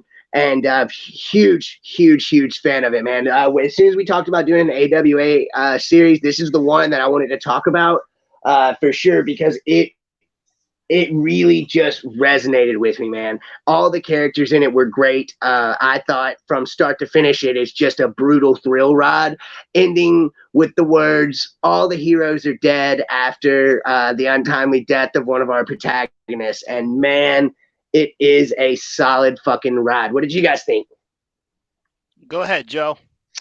I really liked it. I mean, like you said, it's probably nothing that's overly original, like with the whole Western theme, but it was really well done. I loved it. And like you mentioned, the main protagonist, the old lady, he definitely drew her to look like Sarah Connor as well, I found. Like, a lot of the panels, the features, it looks just like her. What's her name? The actress. Linda Hamilton. She definitely looks like Linda Hamilton. And the main bad guy, the priest, I find a lot of the panels, the way it's drawn, he looks like Lance Henriksen. So that was pretty cool. You get like these characters that actually look like some actors. I really enjoyed that, and I like the story, like the revenge redemption story. You know, it was pretty good. And I mean, I have nothing. Well, yeah. Oh, go ahead. No, I was letting you finish. I'm terrible at interrupting. I'm sorry, guys. No, but like the action was great. I think his art was really good. I love the vehicle designs in this. The vehicle designs were like so fucking cool. Were rad. Yeah, I like all that. All the like almost like a cyberpunk almost vibe to it, with like mechanical arms, and yeah, it was visually, it was a great book, a beautiful book visually. And like, who doesn't like a badass chick in a trench coat shooting people and kicking ass? I mean, can't go wrong. Well, and then there's a lot of stuff that stuck out. Like, you've got Mike Diodato Jr.'s art is fantastic. There's another series that they did for AWA called Bad Mother. You should also check that out. We're talking about that a little bit later on. But there's so many things in here that really stick out to me. At first, when we learn about Butcher's missing hand, we're kind of misled, only to learn later on that she has been double-crossed by her protege, and like their whole little showdown is fan-fucking-tastic, where you find out that the sheriff of the town, his dad was a kitty diddler, and she like runs up in the house and she fucking like starts busting caps in his ass, right? Well, the kid, who later on turns out to be the sheriff or whatever the fuck is going as a sheriff in this town, he's got a missing eye, and you find out that's because this little peeping Tom tried to attack her. She calls his little ass a peeping Tom, and he's a kid, and she pries his fucking eye out as a kid. And like, dude, look, you don't hurt kids or whatever, but that dude turned out to be a cunt. So she was right on the mark by pulling his fucking eye out. I thought it was really brutal. I think that she totally punched a child in the chest. What did you say that one time, Goose? I totally punch a 5-year-old in the chest. Yeah, the Butcher, she totally roll with the Goose rules. But you don't think? I wouldn't say. You don't think he turned into an ass because of her? You don't think he turned into an ass because of her shooting the father, taking his eye? He was on his dad's side as a little kid, so I don't know. It's hard to tell.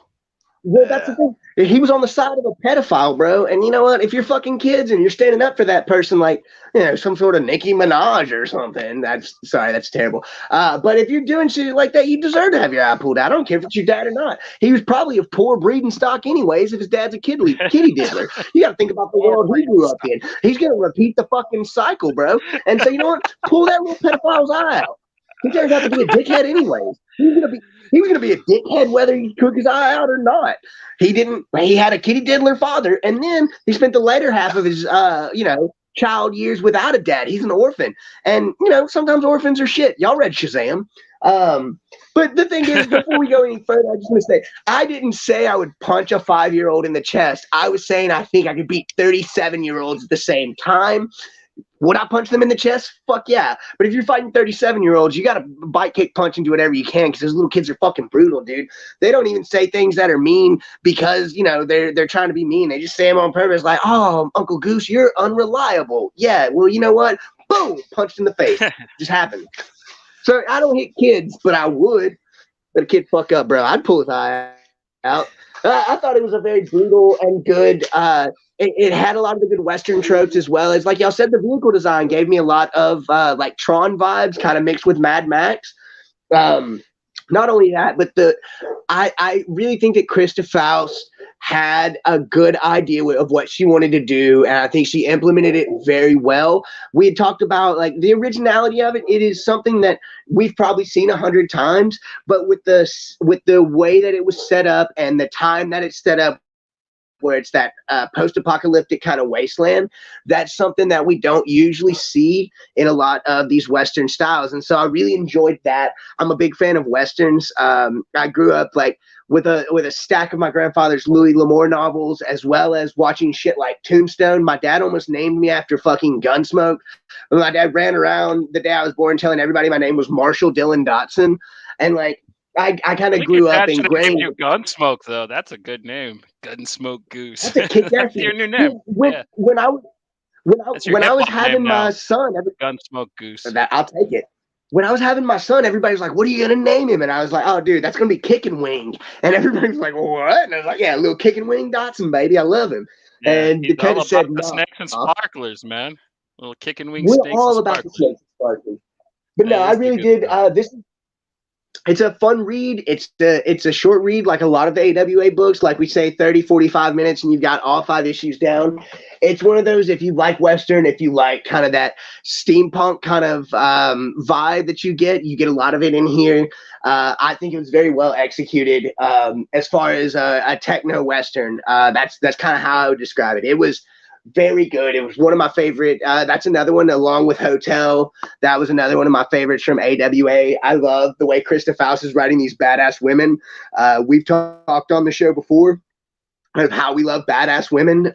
We did that comedy one last week before last, and all the women in that were badass. Speaking of, we're getting Count Crowley again, fellas. It got announced today. Oh, yeah. I know that's not having to do with AWA, and I don't mean to divert us, but we talked about it last episode, so it's big news. Yeah, like we talked about it, and it's happening.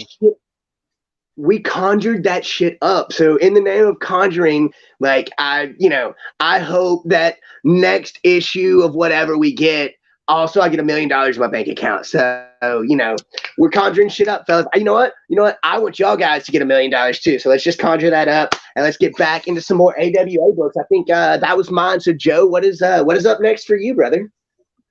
Yo, Mike's in the house. Mike Diazato's in the fucking chat, baby. Dude, wow. We can talk. Oh, yeah. Thank you so much, brother, for coming on by. That's amazing.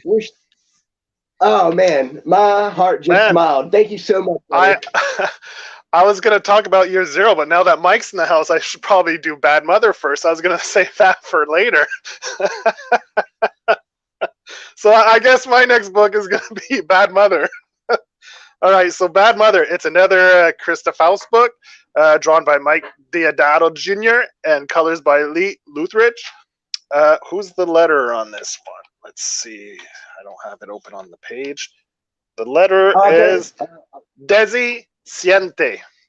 So this is about a soccer mom whose daughter gets kidnapped, and she's on the rampage, or like out to find her daughter and at any cost.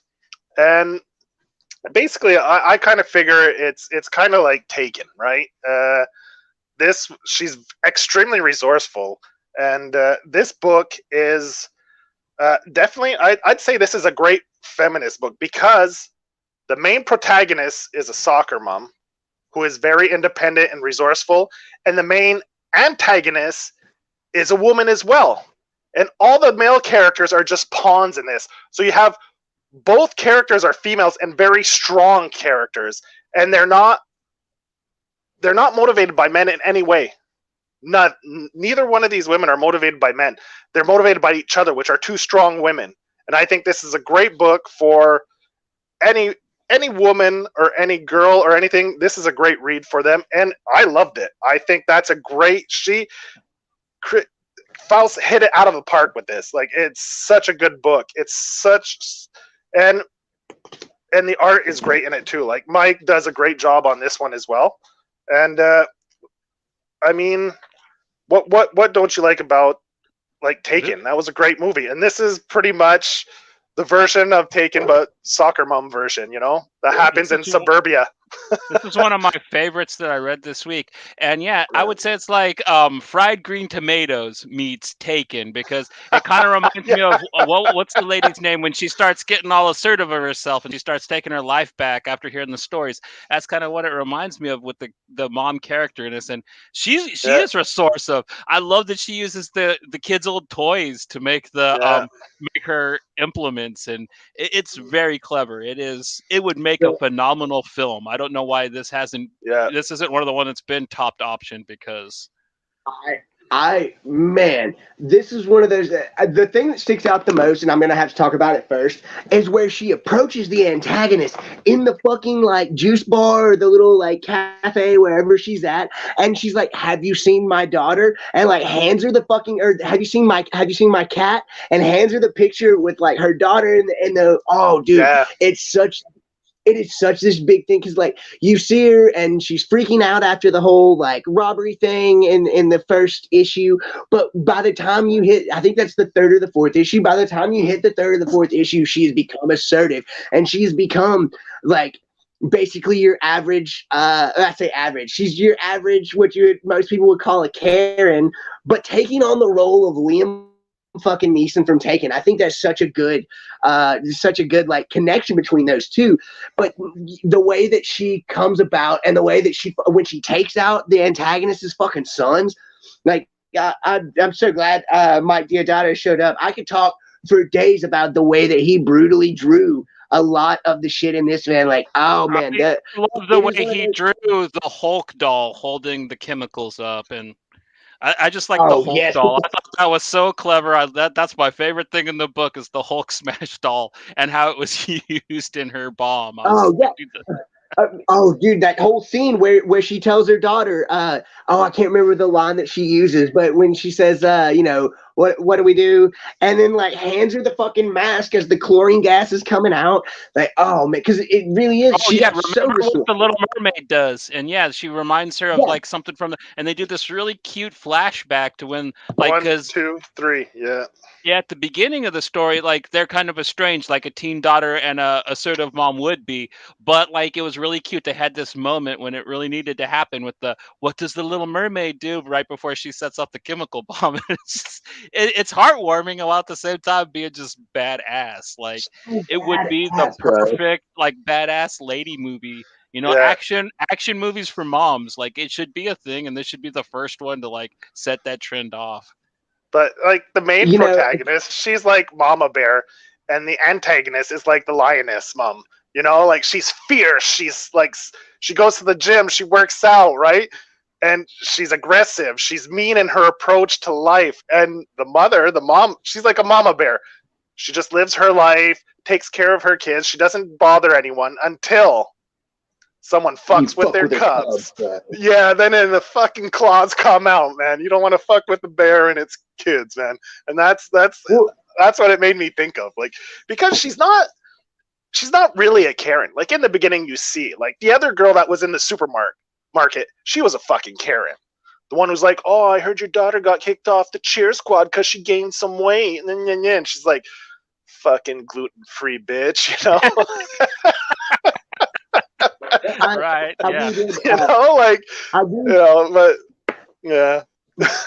I really, the thing about it is like the mom, the main character, just reminded me a lot of my own mother. who is a badass in her own right. I was 13 and full of angst and decided to bow up at my mom. And then I found out that my mom did Taekwondo for fucking years when she turned around and slammed me onto the fucking floor and was like, don't fucking bow up to me. And that was the last time I ever challenged my mom, bro. Like, she's such a badass, but she's so sweet all the goddamn time. And so, like, this character really reminded me of my own mother, who's had to put up with mine and my dad's bullshit for literal years. And she's probably the strongest woman I know besides my wife. And like, I really enjoyed that because I was able to draw connections between the mom being the badass that she needed to be at the times that she needed to be in, but also, like you said, there's those heartfelt moments like, what does the Little Mermaid do? And you really get this like loving mother who, like y'all said, she's just like a mother bear or mama bear. And, you know, you see that on a lot of like Tahoes around my area where it's like, oh, mama bear. And like, these women would not do the same thing that our protagonist did throughout the story. And I don't know, man. I loved it so much. It is one of those unlikely hero stories where basically I could see this as a movie with a great 80s montage as she's using, like, building the chlorine gas bomb and getting the Hulk and everything ready and getting all the shit set up. She's super resourceful. Man, I love this from start to finish. It is another one of those books that just stands the fuck out all day long. Anybody can pick this up and read it. I'm going to have to buy a copy of it for my mom because I know she'll absolutely fucking love it. But there's a great little scene in it where you see the daughter is a lot like her mom because she's clever and resourceful, like where she hides the phone and the password. She texts her, I hate you, mom. You know, and it just goes to show that she raised her daughter like so well because the daughter is just as resourceful as she is in the way. I thought that was a beautiful little touch at the end. She's like, I'll change it, you know, after she saves her and stuff. It was such a nice little touch in it. Like, she didn't really hate her. She just wrote it because that's the password to get into her phone to find all these pictures so her mom could piece it all together and go save her, which was so awesome. Well, Another thing I really liked was how at the beginning she was always calling her husband and like, I'm really freaked out, I need help, and then slowly but surely she stops calling him, and then at the end it's just like, yeah, we'll see you when you get here. Yeah, I hope you had a good trip. And I thought that was a really neat part to add in too, that like she like learned to, she don't need that motherfucker. He can be out of town and she can take care of business. Joe had mentioned the "I hate you, mom" thing and the hiding of the phone. But what really got me was when she sends that message to her mom, the "I hate you, mom" with the winky face.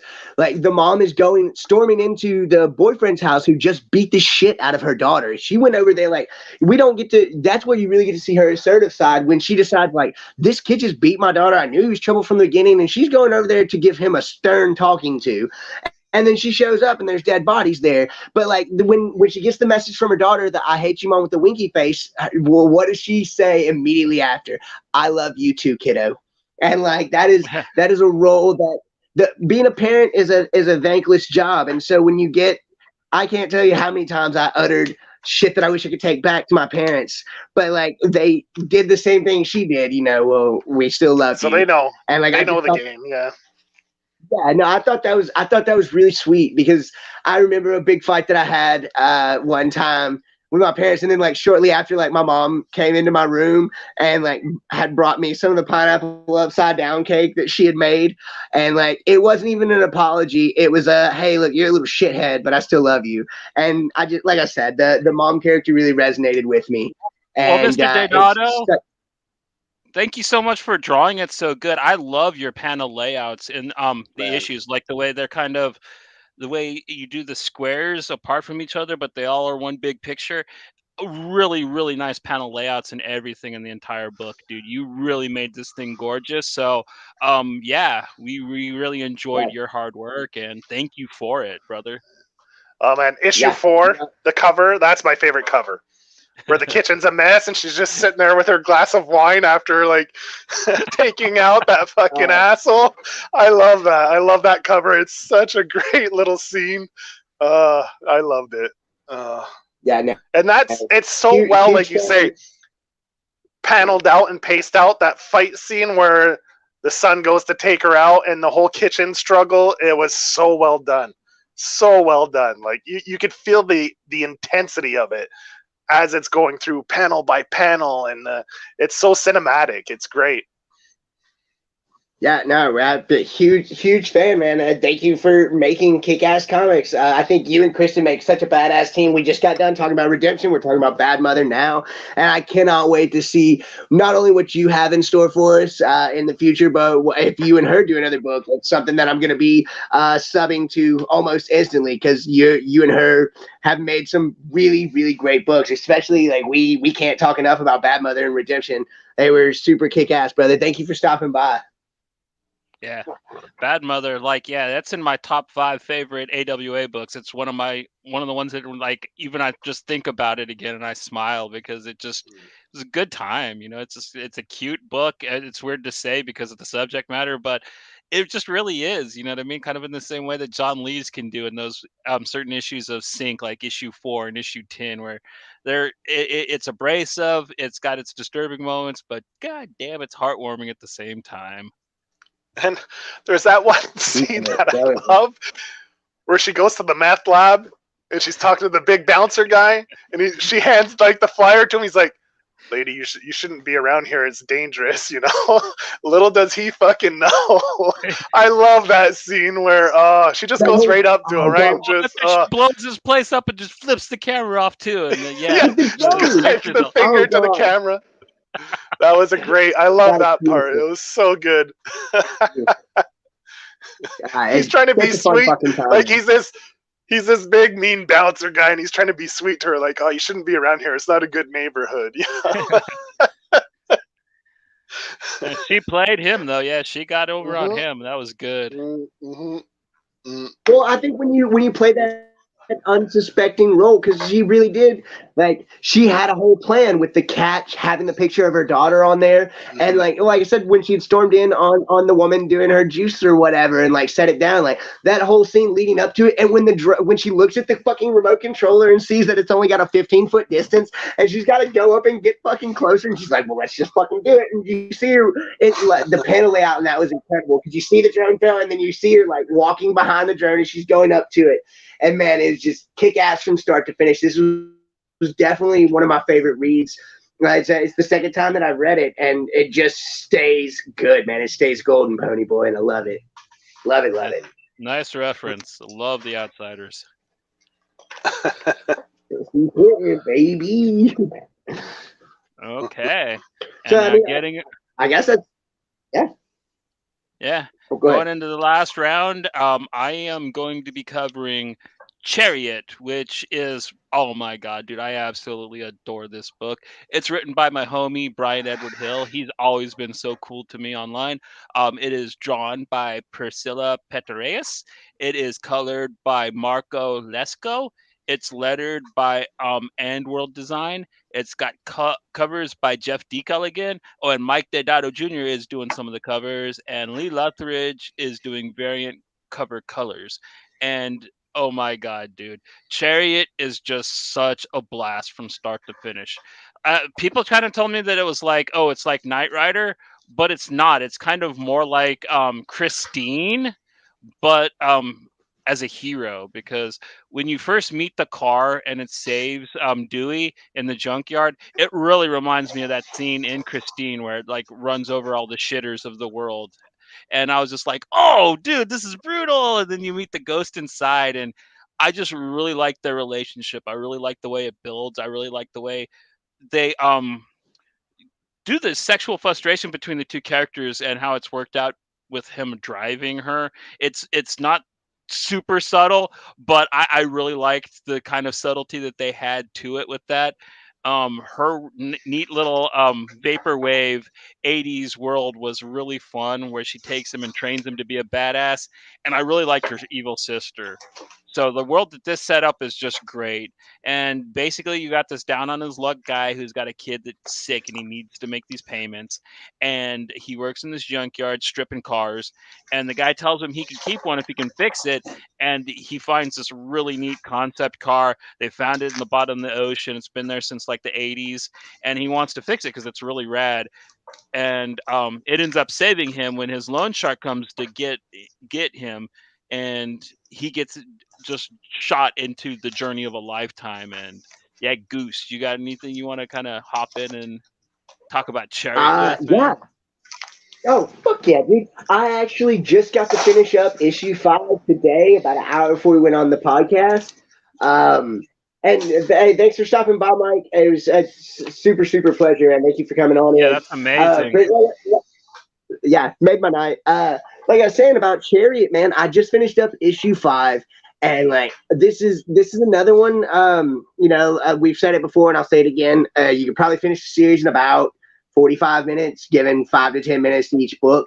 But this is one you're gonna want to go back and read again. I like that you made the Christine reference because I was getting Christine and Knight Rider mixed with fucking Outrun, bro. Do you remember Outrun, the old arcade game with the No. Ferrari? Oh, okay. I Well, remember Red Racer, which was probably the same type of thing, right? Like you just were on the road behind yeah, the car and yes. And it's got that. I like that because I wrote down vaporwave in my notes because that's the big vibe that I got. I was a huge vaporwave fan when that whole thing was going on, and just like those 80s like lo-fi vibes that you get from a lot of the vaporwave songs, you get a lot of that from this. This is it. It could be anything that you saw on TV between 85 and 93, and I really enjoyed this. Brian Edward Hill is phenomenal in pretty much everything that he does. He did American Carnage, the one of the last Vertigo yes, books, didn't he? yeah, the last Oh, true dude, Vertigo book. bro, that one because okay, that is really what drew me into Brian Edward Hill. And as everybody's probably heard this evening, I've become a huge fan of AWA. And so when this book came out, I hopped on it immediately. Not just because it was AWA or a Brian Edward Hill book, but them together, and I knew you could do no wrong. The art from Priscilla Petraides, if I'm mispronouncing your name, I'm sorry. And the colors, the everything about this book was just It pops. It's phenomenal. glorious, right? It Dude, just pops. it's so good. The pink hues of your main protagonist, and then the blue hues from her sister, and the way that even down to the letters, the letter bubbles that follow along with it, the way that she makes him seem crazy in the first issue after he takes the car to his estranged baby mama. The dude, look, I got emotionally invested in this because we had issues with our son during his birth. It was a difficult birth, and so like I understand the parent feeling helpless in a situation, and like he just does it so well. And man, I this is one of the this is one that'll pull on your heartstrings a lot when you realize it's a man who is just doing everything he can to not only try and better himself and be the man that he wants to be, but also like he's trying to save his son. He's gotten himself into this fucking hole, and then he's got his way out. And it's difficult, bro. Like he's a ex-con. He is his baby mama's new boyfriend is a cop. They're finding out that if the doctors figure out that the money that he's pulling in is illicit, they're going to take the son out of the hospital. Then you've got the fucking antagonist stealing his fucking or kidnapping his son. And dude, it's just being a parent, bro. Like I'm telling you, like it's the same vibes that I got from Bad Mother, but on a whole different scale. Like this one drugged me in and was relentless. The action from start to fucking finish, man. You got this car going absolutely bonkers, bro. It's Spy Hunter. Do y'all remember Spy Hunter? Yeah. Yeah, bro. It's the car from Spy Hunter or Kit from Knight Rider, but just so much more badass.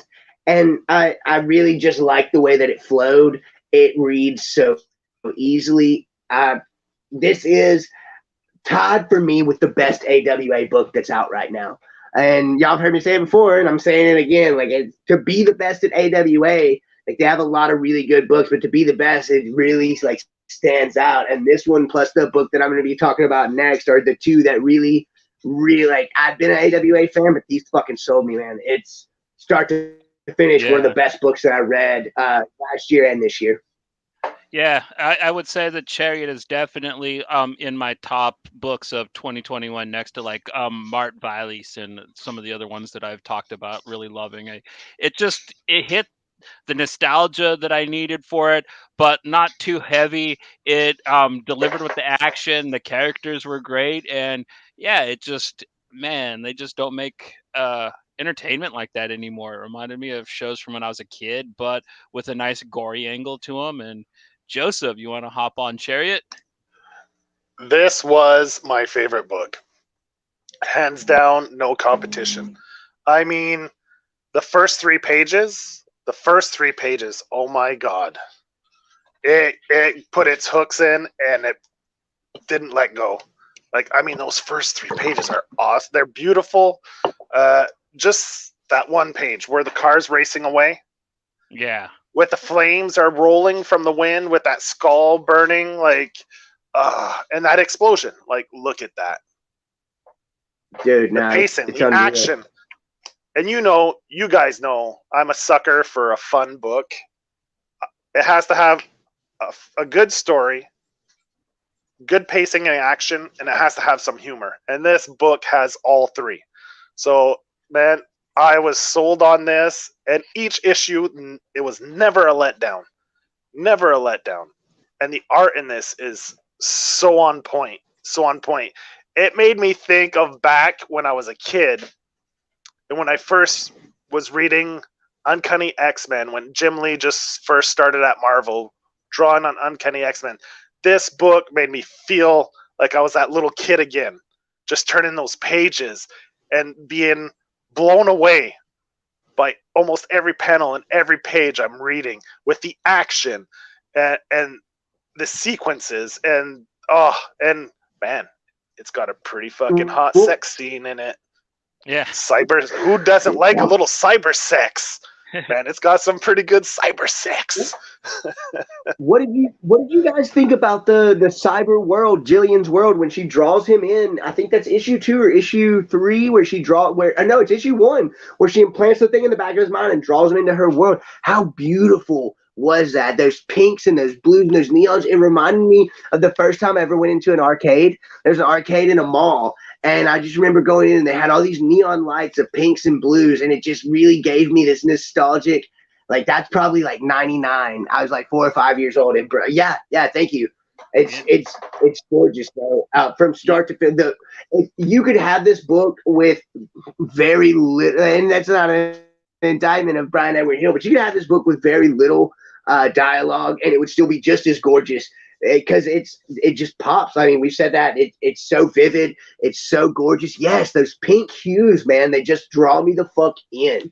And God, it's so beautiful. It's a gorgeous fucking book, man. I love it so much. I didn't mean to cut you off, Joe, but I wanted to ask about that because just those like neon hues, man, they're gorgeous. The colorist the colorist is Marco Lesko, yeah.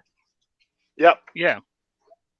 The dude, Priscilla Petraitis' art is incredible, but the way that this man did the colors, like there are some stuff that just, oh God, it just fucking pops. Yes, yeah, yes, it's dude. colored like the movie Mandy is, man. It's like if you like the way the movie Mandy looks, you'll like the way this comic looks.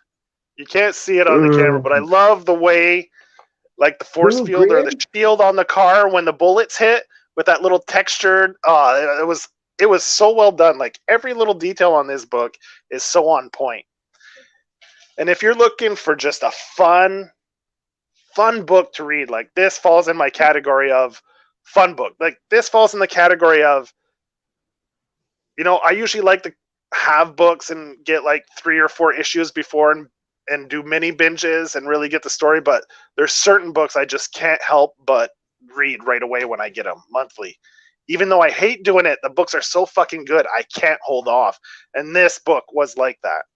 I have Barbaric, Ultra Mega. This falls in the category with those books like Orphan and the 5 Beasts. I'll read that as soon as it comes out. And this book is definitely a fun read. Like Jenny Zero. This falls in that category of it's just a fun read. And I love those types of books, and this one nails it out of the park. It hits it out of the park, like it smashes it, man. And man, I can't recommend this enough to anyone. Issue 5 is the first time I bought a new issue as soon as it came out. like in a long time, since before the pandemic. And yeah, I bought issue 5. I didn't even really need to have it to do this episode. I think I could have had a good grasp of the book with the first 4 issues, but nah, screw that, dude. I needed to read issue 5 before we did the show. I had to get it this Wednesday when it came out. There's Yeah, only no, it was, oh, I only go ahead, have Joe. one criticism of the book, is the sister. Near the end, when she kidnaps the kid, and she knows the final face-off is coming, and she puts the headphones on him, she's like, oh, there's going to be a lot of noise tonight. You see like a softer side to her that I was hoping they would explore, but that gets resolved pretty quick. So you don't get to explore the sister's other motivations or other side, you know? She's like, we're just tools. You get the feeling that she got nicer. Yeah, because she treated the kid really well after she kidnapped him. Yeah, and I thought they were going to play on that emotions, like the two sisters, and kind of play off like the relationship and how...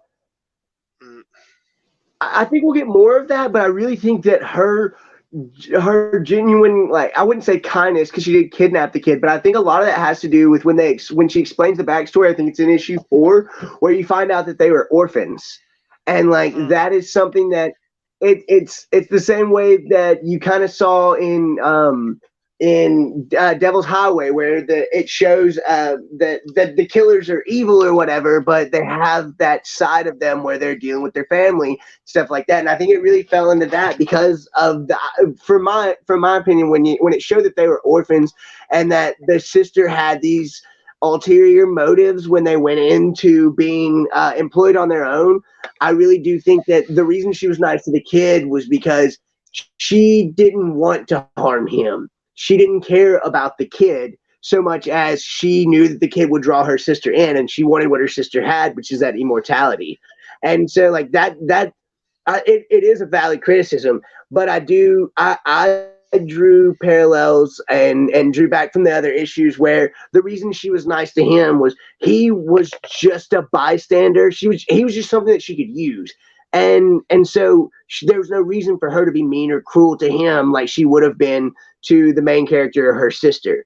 So that's kind of what I picked up from that. Like, they had a rough childhood. They were raised by a family of people who turned them into weapons. But at the end of the day, however evil she is, she wouldn't harm him because if that kid goes away or if anything happens to that kid, that's her one thing out the fucking window. And so that's kind of what I drew from that. But I do understand what you mean. It was a little weird to see her so cruel and like emotionless, for her to show that one bit of empathy towards the kid that she had kidnapped, which I thought it was really neat with the kid's terminal illness, how when Jillian had taken over the machines that were watching over him and she cured his fucking son. Like, that was the thing to me, like, that I breathed a sigh of relief when they got to talking about the son was cured. Like, that is something that was really, I felt that in the first arc needed to be addressed, and they got it perfectly. That I thought I see what you're saying with her being nice to the kid, but I also like thought that whole deal where you learn that Jillian had saved his son's life, I thought that was really, really neat.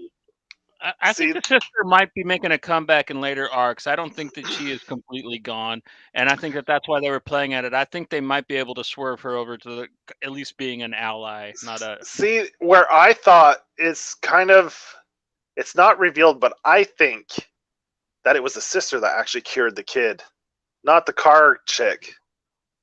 Because she's super nice to him and puts it on, and I'm thinking the other one's just because she's the one who's used to the technology of rejuvenation, right? And she don't care if she kills anything, too. Yeah, Jillian's pretty evil. I think she is playing. I think the sister cured the kid. I think the other sister that died, cured the kid before, and she's taking credit for it to manipulate what's his name, the main character. Yeah, because Jillian did say to his wife, he'll come back, but he'll never want to leave me. And like, you know what, that does make sense that they'd be setting that up for future art. Yeah. But she's super hot. That's what I think. But it might not be that, but that's what I think. Yeah. That's good. I want to see a lot more of this. I think because it got picked up or optioned, at least, I think we are going to see more. That is something I'm hoping fourth wave AWA. We're going to get some volume 2s because we've gotten, which will lead into what we're going to be talking about next, but we've gotten a kind of a shared universe from AWA with their Resistance series, with Resistance Uprising, Moths, and the book that we're going to be talking about next, probably my favorite AWA book, and that is E-ratic. We're not, I don't know if you guys are done talking about I was going to Chariot. talk about in Chariot, they were saying that they're going to go to Japan next, which I'm pretty excited for with the neon look of this arc, like them running around Tokyo, man. Tokyo with the lights? Yeah, just think about how pretty that arc is going to look, dude. Oh, dude, just give me like neon initial D, baby. Just give me some neon initial D with fucking guns and blazing. Oh. Just put it in my veins. Put it straight in my veins. But yeah, that's kind of the last thing I think I have for Chariot. So if you want to get into my second favorite read of the week, you might as well Goose you Goose. Oh, bro. I'll be real honest. We're going to be talking about E-ratic, and E-ratic is done by Carr Andrews.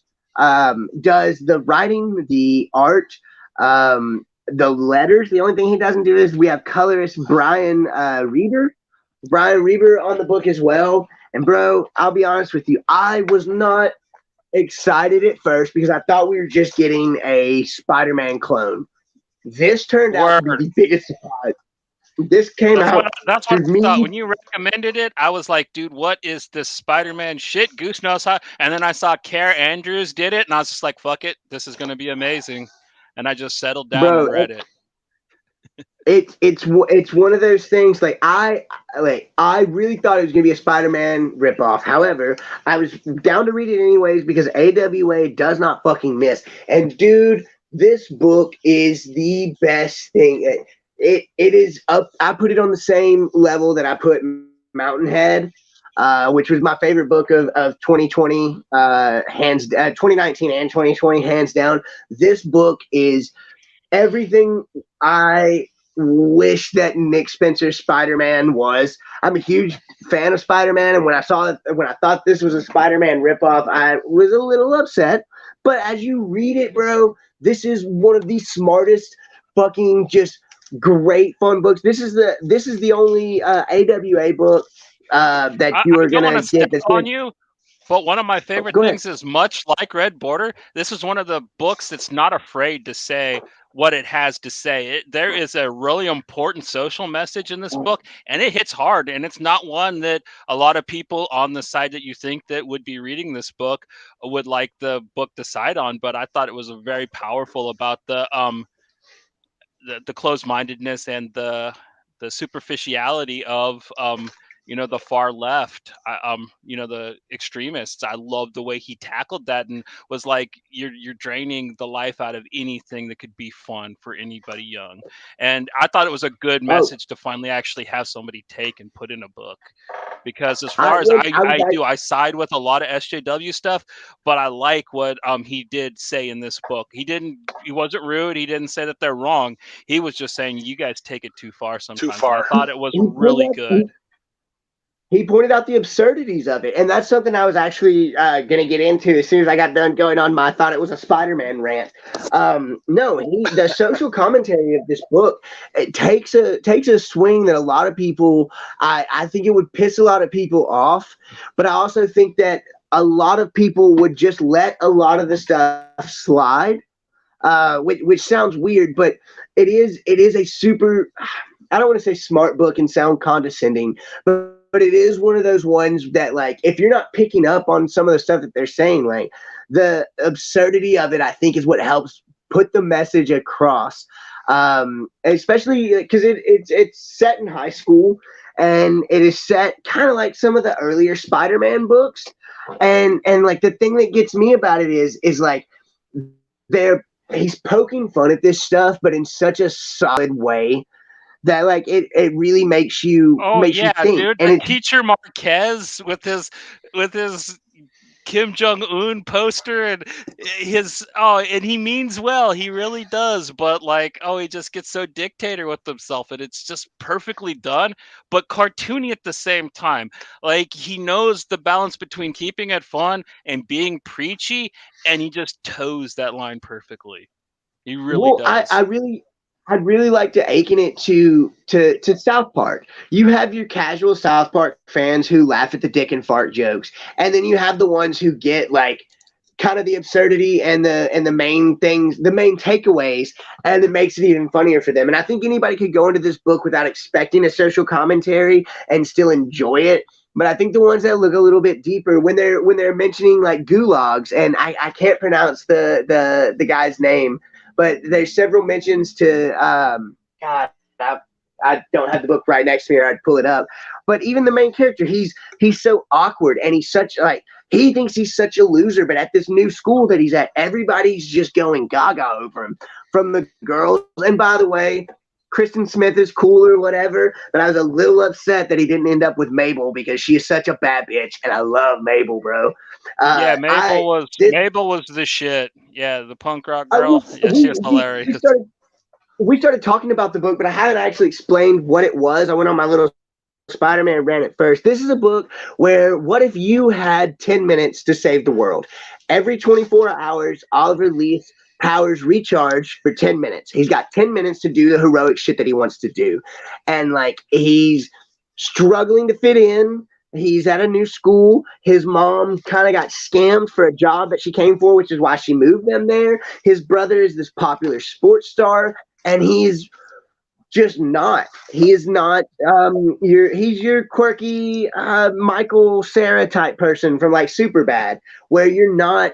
He doesn't expect much out of himself, but he moves to this new school and everybody is going gaga over him. The most popular girl in school is being told by her friends not to tank her personality on this guy. She's constantly trying, once she finds out that he has these powers, to catch him on video, but because of his powers, she can't fucking get it, and he keeps on making her look like a fool.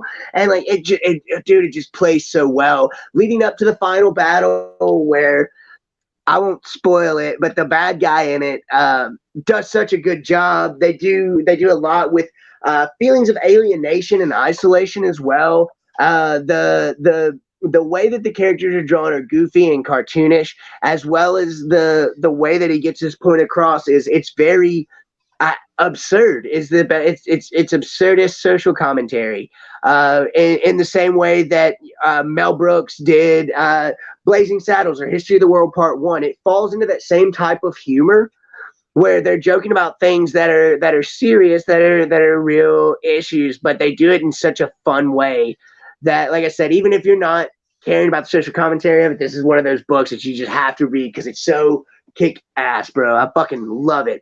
I love all the characters in it, from the teachers to the principal who dives out the window. Everything about it, man. It's all for the greater good. It gave me real big fucking Hot Fuzz vibes as well, with the greater good type shit. And in my opinion, this is hands down the best AWA book, which is a very hard thing to say, but definitely true in my opinion. Such a fun read, such a great book. What did you guys think?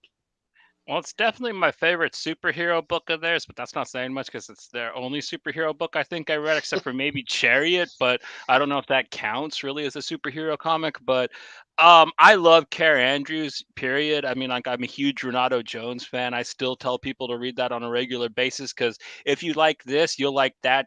But that's way more serious. That's way more like Punisher. But yeah, I think that he really did an all age book that was just mad fun that anybody could dive into. And I like the weird side characters that might be showing up as villains later on. The Maple Tin, the kids that like all disappeared when the rebirth or whatever happened, and you have that redhead with the braces come back with the octopus squid armor, and like Allie. she's trying to get revenge from the one popular girl who used to be her friend, and the way he kind of helps save her, but she ends up getting the last laugh. It's a really cool issue. I really like the way he does like his story arcs because they're not in a conventional way. The way the character moves along and learns things, it's not how you would get in a typical superhero comic. And another thing I love is he gets stuck in a rat costume and he never even complains about it. He's just like, okay, let's see what this thing can do. Like little Ollie, he does not really. He just rolls with whatever is thrown at him, and yeah, he's a badass little hero. I also like his mom a lot too. His mom's pretty awesome. Well, Joe, go ahead, and I'll get back to my go. I want to hear what you thought about it. Kari Andrews is. I love his art. I mean, it goes without saying, outstanding. This book visually is outstanding from start to finish, from the first page to the last page. Visually, this book pops. His expressions, facial expressions, the action, the movement in this book, like the way he draws everything, it's wonderful.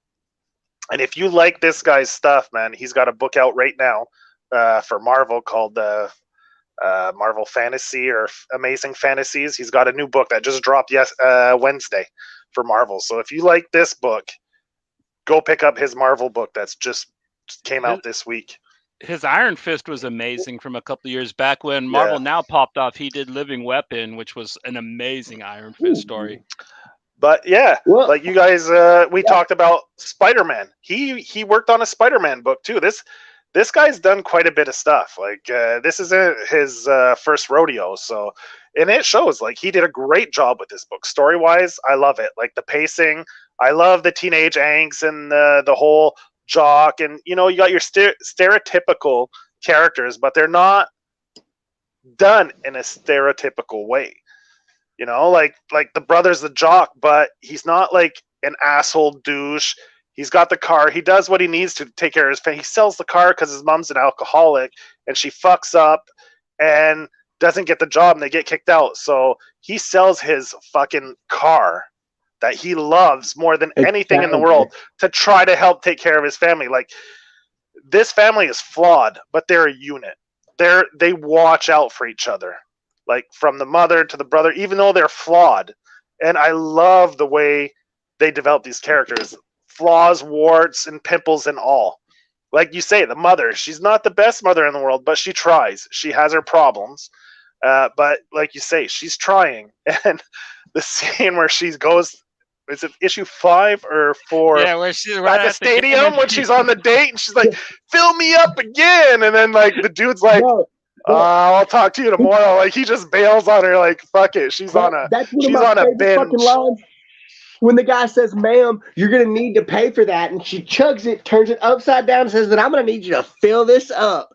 And like, oh, dude, I'm gonna use that. I'm going to a bar to use that eventually. But there's a lot of things that I thought were really fantastic. The way that they drew his friends, and we talked about Mabel. We didn't talk about Beige.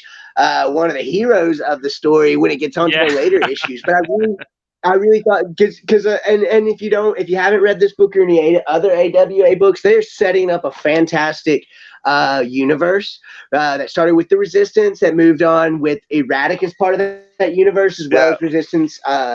The newer Resistance, the Uprising, as well as Moss. But I think out of all those stories, which Resistance was really good. Resistance Uprising has been good, and so is Moss. But I think this is the fun story from that universe. And you find out that, he's got the problems, that everything that happened with his dad, and you're left wondering, did his dad fucking leave him because his dad's a born runner and a piece of shit, or did his dad die out there in the looting while he thought his son was dying in the house? There's a lot of unanswered questions, but I really just thought that the way that Carr approach this, he had such a good idea and it was so fluid, and the comedy is not out of place. The jokes are so well timed. Everything about it is funny, and like I said, because it's got an absurdist view about the book and about the topics that it's kind of covering and the social commentary that it's doing, and I think it allowed Carr to have a little bit more fun. The man is a fun, he wrote this, he drew this, he lettered this. The only thing he didn't do is the colors, and shout out to Brian Reber for his work on the colors, because I really too. Like in for Renato Jones, he did the entire thing himself. He wrote, drew, color, so he can do colors. He just, I guess, to get the popping and stuff out of this, because it didn't really look like any of his books before, at least with the coloring. The art was the same, but so he. Yeah, dude. No, and that's what I'm saying. Like he's a renaissance man in the comics field, dude. Because there was no point of this book that was lacking. Everything was super well done, and I think that's big praises to Carr, because you've got a lot of people who just write books or who just draw books, and this man he's not just a writer or an artist. This man is an illustrator in the same sense that Jeff Smith, Jeff Lemire, a lot of those guys, but not just that. And I'm not saying that those guys' art is bad, but Carr Andrews' art is so fucking good, and like I'm really jealous and envious of the man, because like he's Yeah. just that fucking talented. Like get the fuck out of here, bro. Like I'm sorry. Like I can write, I can't draw, and like you're out here writing better and drawing better than I ever could. And like you make me feel the same way I did when I met Jason Momoa, and less of a man. But I love you.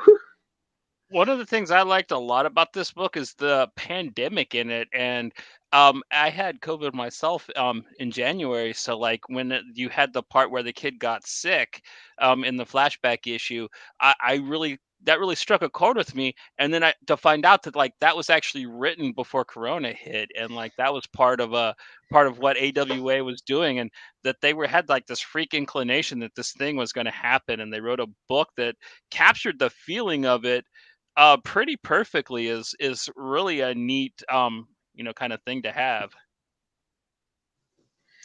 And this title, like you said, this is one of the ones that tie in more directly with resistance and the whole idea of the pandemic and people getting powers. So this is a direct. All these books are supposed to be part of the same universe, but this one ties directly into the bigger idea of this pandemic and people getting powers. And like I was saying before, like this, I think, is probably their title that's most accessible, like more of a general audience, more of a all ages. Definitely.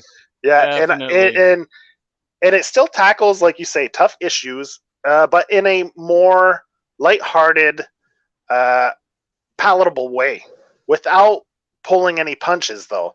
And it's a tough thing to do, but it's done executed so well, and like I can't give. And on top of that, Kari Andrews is a good Canadian boy, so you know, Canadian guys know how to Is he make another comics, one? man. Is he Yeah, another? man. That makes sense. Yeah, I've been a huge fan of his. I've read a lot of his work. One of my other favorites is a thing that he did for Dark Horse Presents called the Black Sinister with Troy Nixie, which is this kind of spoof on the Dark Knight. And yeah, that gets really political, really brutal, but it's hilarious. I love Renato Jones. I like Spider-Man Reign. Even his Iron Fist is really bleak and dark. So I would say that, like, yeah, if you want to try to catch like his funnest book, this will probably definitely be it. Next to maybe Renato Jones, but like that one gets super serious in points. So, and I guess his name is Kari, like Kari, Atari. yeah. Okay, Big I've ups heard to it. Second Some Street dude at Marvel for Marvel letting call us him know that. Care. So I was calling him Care, but Well, I was saying Car, you were saying Care, and I think Joe was saying Carrie. But either way, Carrie. we were all fucking wrong. So, Kari, that's a kick-ass name. And man, I don't know what else to say about this other than if you really enjoyed his art and everything, he did most of the covers for the next book we're going to be talking about. And I think if y'all are cool with it, we'll let Joe take away on that. yeah, Joe. All right. I was gonna save Bad Mother for last, but seeing as how Mike dropped into the chats, I'll be doing this one last. So the last book here is going to be Year Zero, written by Benjamin Percy. Art is done by Ramon Rosanas, and colorist is Lou Luthridge. All right, so this is a zombie book. It takes place on a global scale. So you have, I can't remember if it's 4 different stories going on at the same time. Five different stories going on at the same time. Not counting the people finding the guy in the ice too. So I guess there's 6, right? Yeah. So it takes on multiple facets of how the zombie apocalypse starts on a global scale. It's not localized like one town or follows just one character. So you get a different perspective from multiple characters that are from multiple different like cultures, backgrounds. One is a scientist. One is a yakuza. He's like an assassin or a samurai or whatever you want to call it. One is a orphan child in Mexico. Another one is The Muslim woman. What's that? The guy, The Muslim lady. yeah, the Muslim, the Muslim women. The prepper, bro. Yeah, the survivalist. Yeah. The doomsday prepper. And each story has its charm. Some are funny, some are more serious. Like the doomsday prepper guy, that's the part of the story that's a little more comedic. There's some great stuff there. Yeah, there's some great stuff there. He gets catfished, which is fucking hilarious. You have the Yakuza guy, which is like the action part of the story. You get some great action scenes, and that part of the story is pretty cool. The initial part of the story is the scientist, where they break out this, which looks like someone from an ancient society that they pull out of the ice, and that's the root of this whole outbreak. And she sends a sample they pierce a hole and send a sample to London. And because they're in the north and communications goes down, she can't communicate to them the dangers once she figures it out. So that's how the outbreak starts. And I love the way, and it follows these 5 different stories throughout. And I love the way it slowly shows signs of these things that are happening as the story progresses from issue to issue, which is really well done. So you follow the story, and it also takes actual historic points in society, and it reinterprets those happenings, those historic events, as being part of a zombie apocalypse. And it's kind of cool how they tie that into the story.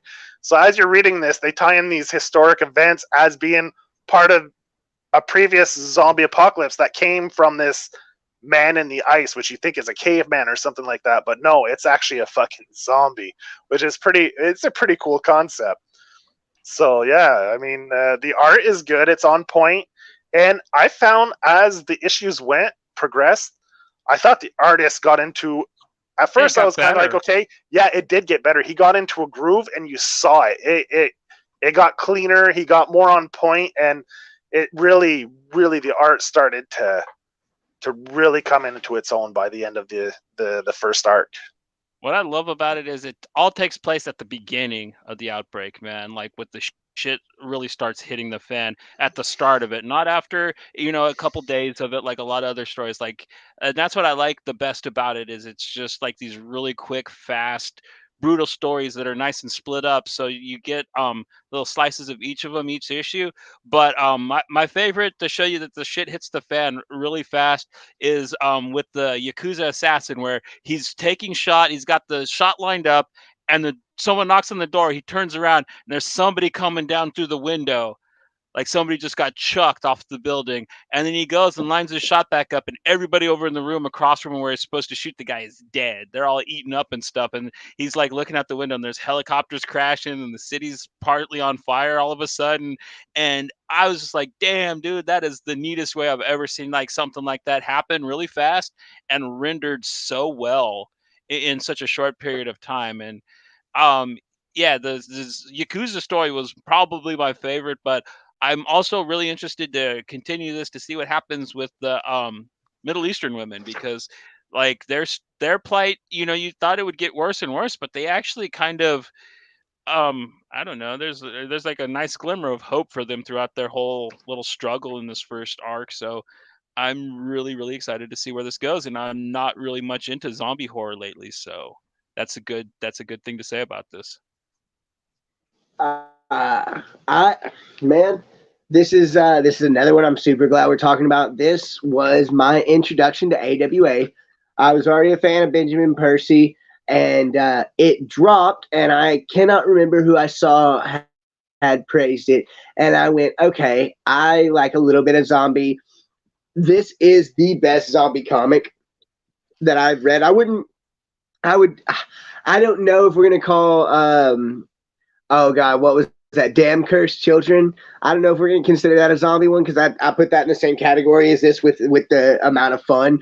But Year Zero was my introduction to AWA. The first issue drug me in, and like Joe said, what got me was the 5 different stories that are in it are really, really good. It's drawing you in and it's introducing you to these characters in such a great way in issue 1. But that ending part of issue 1 with Da Vinci and the Vitruvian Man, that is what sold me on it all the way back. And in each issue, there's 5 issues in the first volume, and with each issue you get where it goes over the Vitruvian Man in issue 1. I think issue 2 was the Black Plague. Issue 3 would have been the Great Wall of China, but my favorite fucking thing is in issue 5 at the very if that's me. No, I've got so many ants in my pants, bro. Those ain't even the only insects in there. Like, it's crazy. I ain't even got crabs. I got lobsters. Texas, everything's bigger.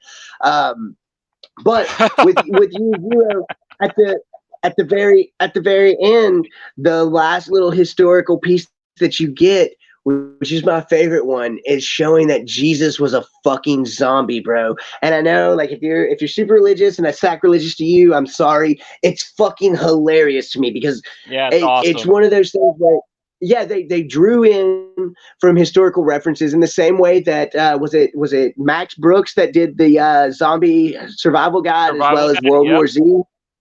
Yeah, and the way that he did that, where they kind of went into the backstories on a lot of stuff, and it kind of gave me those same vibes. But like y'all said, we have 5 different distinct characters, and they're done so well. It is a zombie story on a worldwide scale, and you're seeing it in Mexico, in small town. I think Minnesota is where the prepper's from. You're seeing it in Japan. You're seeing it in the Arctic, where it starts at, and you're seeing it in let's see. What was Afghanistan, right? Yeah, yeah, Kabul in Afghanistan, and like, I appreciated it so much. This is probably my favorite zombie comic, because it is one of those ones where you're getting different feelings from each character. You're seeing this, like I said, on a worldwide scale. You've got these varying different characters. And Johnny, I know you said your favorite was the samurai, and I think maybe Joe's too. My favorite was definitely the fucking Hispanic kid, like the kid that's down on his luck and down and out, but all the things that he learned from being an orphan after his mom was shot in the head by the same man who he ends up having to work for during this pandemic, and then fucking leads a revolt against with the goddamn zombies because of his knowledge of the fucking street. Him being a street urchin led him. It's not a sword. It's not a cross. It's a sword, bro. Like that. Oh, goddamn, it's so good. Go ahead, Joe. Isn't it a girl? In Mexico? Isn't that character in Mexico a girl? Yeah. No. It was a girl. Oh, okay. No, it's a little boy, bro. Girl. Okay. Yeah, no, and everything about his character if you'll read some of the Spanish parts, when it ends in O, they're talking about a little boy instead of a little girl, because a lot of the romantic languages have masculine and feminine verbs, such as mija and mijo. Mijo being son, mija being daughter. Johnny, I'm sure, picked up on that, but they referenced him with the masculine in most of the stuff. But no, everything about his character, from when he talks about finding the pink concha, it's a piece of like dessert bread on the ground after he had prayed to God, or the opening scenes where the kid throws the fucking change into the sewer, and he goes down into the sewer to get the change, and like before he can even come up, the goddamn apocalypse has started. And like, he is the character that I felt the most for, because you've got the scientist and the prepper and the Yakuza guy and the fucking women in Afghanistan, but this is, to me, the only helpless character. And you find out he's not helpless. He is street smart and savvy, and I really admired his character. That line that I was saying earlier, it's not a cross, it's a sword. Like, that was such a dope ass fucking scene where he leads the zombies into the fucking church and takes out the man who killed his mother with, oh, dude, no, I thought that was fantastic. This being my first foray into AWA, this is the book that did it for me. This is the reason that I hopped in head first into the AWA bibliography, and bro, I have not been disappointed That since. was Like, my it's last read so of the good. stack. That's hilarious. It was your first. It was the last one I read before we did the show. Not that No, means hey, anything. I love it. yeah, I no, really do like this book, but it was the last one that I actually checked out. And yeah, no, I I appreciate the hell out of it. I like all the stories a lot. I just I don't know, when it comes to zombie horror, I grew up watching the Romero films and like Return of the Living Dead, so I kind of like the Return of the goofier Living Dead ones. 3, baby. Yeah, I like the goofier ones more than like, the super serious Walking Dead, people crying all the time, cowboy bullshit. Like this spoke to me way more. Like I said, like that scene where he's lining up the shot and they knock at the door and he looks behind him for a second, misses the guy falling out the window and looks back and just sees the city in ruins. And then that's beautifully done. That's Yeah, so good. yeah, that was really well done. And I think this actually got its second arc, and I think it really needed it because you're following 5 different stories. The pacing is a little slower in this book because you're focusing on 5 different storylines, right? So this definitely needed a second arc. I don't know if they continue any of those stories or if it comes to the conclusion is there, but there is more story to tell, like from the historical events and unveiling all these little hints on what causes this. But yeah, like my favorite one was definitely the Doomsday Prepper because, like you, I like, you know, I I just like funny stuff, right? And there was a lot of funny stuff in that story. Just the character himself, how he Yeah. relates to everything. He breaks down to math, right? How many times did I do this? Did I do that? And he's sitting on the couch and he has the fucking sex doll beside him, Yeah, like straight up like dude from Plastic. yeah. So I was like, man, that just fucking cracked me up.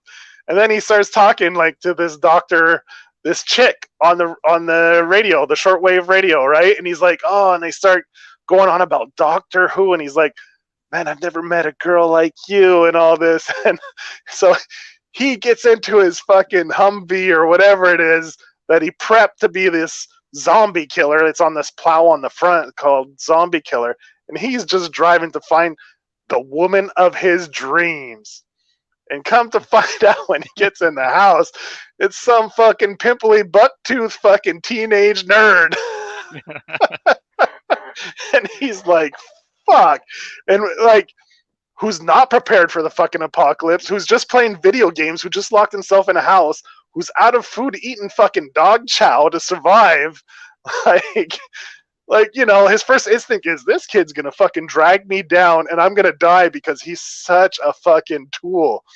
But he comes around and, in the end, he's like, would I rather be alone or would I enjoy having the company of this kid? And he comes to the conclusion that it's better to be with someone than no one at all. Like we said before, what was it?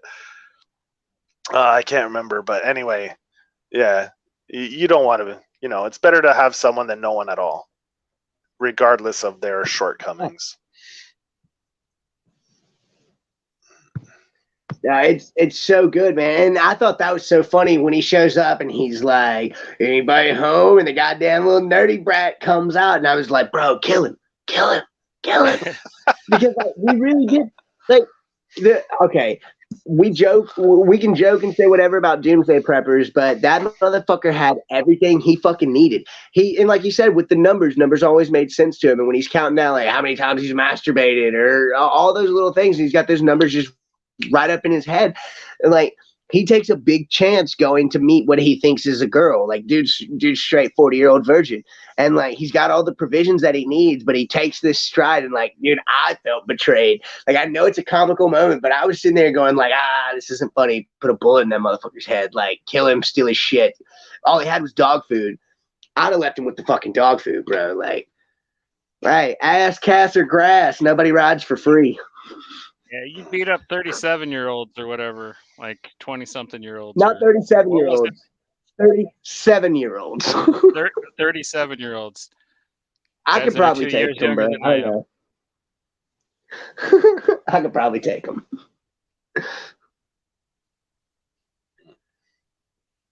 Tejans. Gonzo Tejano. I like that. But Oh man, yeah, no, dude. Fantastic. Yeah, dude. Top marks for all the horror books we covered tonight. But yeah, this one, especially for something that's as watered down and as kind of done as zombies, I think Ben Percy actually really stepped up and delivered something unique-esque in such a watered down genre. So it's a great book. And yeah, if you're like me and I think you're tired and kind of done with zombies at the moment, give this a look, because it is uniquely different than a lot of the other stuff that's coming around. It's worth the read for sure. It's so fresh. It's a breath of fresh air for the zombie genre. Absolutely, it is. And a lot of people probably disagree with me. Better than The Walking Dead by far. It is, like I said, it's on a worldwide scale, and that's something that you don't see in a lot of books. I think that it was expertly executed in this series. Benjamin Percy is a fucking legend, bro. Like, the shit was incredible. Well, there goes our chances of ever getting Robert Kirkman on the show, Goose. Thank you very much. But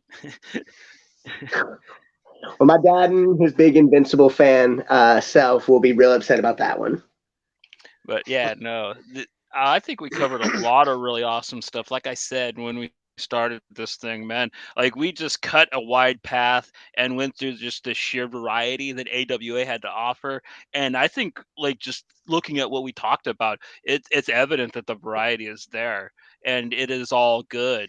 Like, there you get any kind of genre you're looking for. These guys kind of have a book for it, and it's a good book at that. You know what I mean? Like, you got your weird spoofy 80s car spy show. You got your straight up trucker horror, man. Like, oh my god, like anything you could look for. Your cute superhero comic that is going to teach you some social lessons whether you want to know them or not. It's all there for the taking at AWA, and at, like Goose said, a reasonable price point.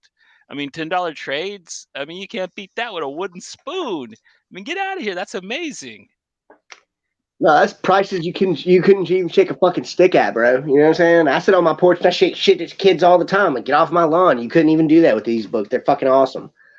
Yeah, I just leave them all over my lawn, even when the lawnmower is going. Not really, but like, get off my lawn, you damn comic books. I don't even know what Goose was trying to say with that, but I agree with him. Like, let's just put it like that. Kick ass. All of them are the best. And man, I love doing this publisher spotlight type thing, because you get a variety of genres that we get to read and cover in one episode, which is a nice change of pace. Like, I really enjoyed doing this. It was fun. Yeah, no, dude, I had a blast, because I could sit and talk about AWA books all day long. Can you answer this question? Because like, I've just started AWA, like I said at the beginning of the show.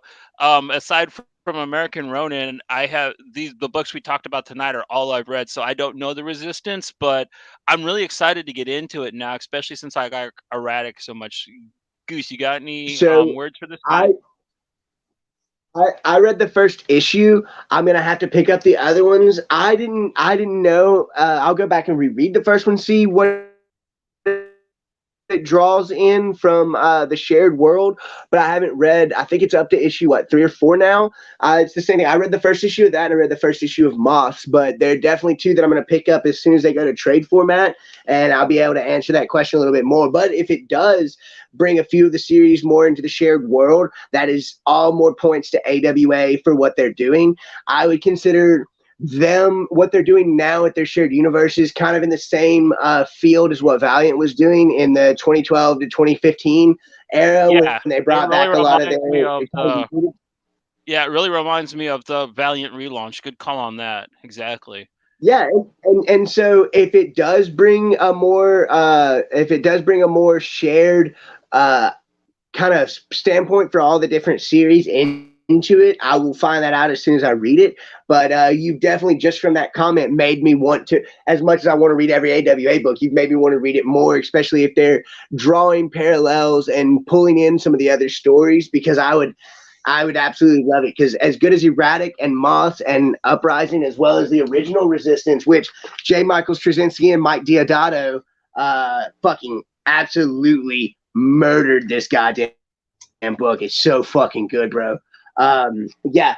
If they're making it a shared universe with all their books, I'm all the more fucking for it. Give me the reason that the fucking what's his name, Perot, the clown from Hotel, he's a goddamn reborn. Just let me have that, or like even the goddamn baby or whatever. Like I could see all these things going on in the same universe. I would like to see how they draw them in because man, they're doing such a good job now. And I know with Alex Alonso editing, that it's the same way that I'm guessing that Marvel, when they set up their big storylines and stuff and they have their summits, I imagine he's doing that with all the creators that he has on the title. They're coming in and saying what they want to do, and then they're finding ways to draw that into the big shared universe that they have. And fucking thumbs up for them, dude. Best fucking publisher in the game right now, in my opinion. I do want to check that out, Chad. It's based off the Lucio Fulci classic film. I'm a huge fan. Yeah, I'm gonna check out the Albion Press Zombie and Second Street Rifle. Says it references Archangel 8 and American Ronin in it a little bit. That's awesome, dude. I love American Ronin. I love Peter Milligan, period. Yeah. And to see him get back and do just like a super hyper violent evil version of Human Target like he did with that. Oh, dude, yeah. As long as I'm getting more of that character, period, I'm in. If you're seeing references from Archangel 8, yeah, we need more from Hotel and Red Border as well. But if you're seeing more from Archangel 8 as well as American Ronin, we've already covered American Ronin on one of our past episodes, but I could see that his empathetic powers could be from the fucking Reborns. And I don't know about Archangel 8. I don't know if what they're referencing is trying to say that those angels got their powers from the Reborn, but how crazy would that be if there's some weird cult of people who turned into angels after the fucking sickness and that they think that they're fucking spawns of Gabriel? Like, dude, yeah, no, now you got me so pumped to fucking finish up. I'm probably going to finish up the stream and go buy them on Comixology instead of waiting for the trade. Like, I can't help it. AWA, so the goddamn kick-ass Second Street Marvel. Thank you so much for coming on, because I wouldn't have known these things about this great company unless you'd have said them. And so, big ups. Fucking crap snackers, man. My boy Chaos is in the house, man. What is up, brother? Like, this dude is so cool. One of my favorite YouTubers. Nice to have you here. And yeah, dude, more Hotel, more John Lee's, period. Like, he should be on that, like I always say, that Colin Bunn schedule, man. Just putting out 8 books a week. It's like, here you go. That's how I would live happily if John Lee's was working like that. He could fucking do it, bro.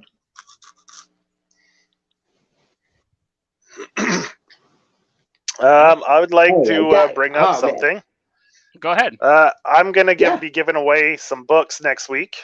I'll be giving away Ultra Mega 1 through 4. So if anyone is interested, stay tuned and we'll give you some details on that in the coming week. So yeah, I'll be giving issue 1 through 4 away for some lucky listener. Which sounds like we're going to be covering Ultra Mega next week. Is issue 4 the last in that arc? Yeah. Well, each issue is the last in its arc. That's why I love that book. Each one is a little graphic novel. You know what I mean? Mm-hmm. Like, yeah. And it's brutal as all get out. So I'm excited if we're going to be talking about that next Friday, since we're going to be giving some of those books away. That's going to be on the docket, I'm guessing, fellas, right? Yeah, let's make it that. We'll talk about, because we only talked about issues 1 and 2, I think, when we covered it in the pilot episode, if I remember. And it wasn't. It was just we covered it in our check-in. Okay, so yeah, we'll do an Ultra Mega episode. Well, it'll be part of it. We'll figure it out. We'll have like monsters or kaiju or something going on next week. Some more exciting stuff besides our giveaway. Y'all make sure you tune in on August 27th, because we're going to be having one of our favorite writers. We're going to be having fucking Ryland Grant on the show to talk about his new book, Suicide Jockeys. So make sure you come in on the 27th prepared to talk about Suicide Jockeys, Banjax, Aberrant, and fucking Rocky, bro, because it's all going down on the 27th. We've got so much stuff coming up for you guys. I'm so thankful for y'all tuning in. It means so much to us. We're just 4 guys that love talking about comics. I say 4, y'all might not see it, but Fulci is here in spirit. So I should say something negative. We all suck. We love it. He's gonna be coming back soon. We miss him, but it's just we're just some guys that like talking about comics, and the fact that y'all even tune in at all brings a smile to my face because it means the world to us. So thank y'all for tuning in. Right. And taking this journey with us because AWA I think needs it. I mean, I know that they're popular, but that there is a deep and wide sea when it comes to indie comics, and I think that this label actually deserves a couple extra eyes on it. So if you haven't checked them out yet and you've been interested, I really hope our talks about the books and stuff and how much fun they are inspire some of you to check it out because like they really, really deserve to be more known, in my opinion. Yeah, man, and come find us on Twitter if you like this, like the publisher, like covering publisher spotlights and like that.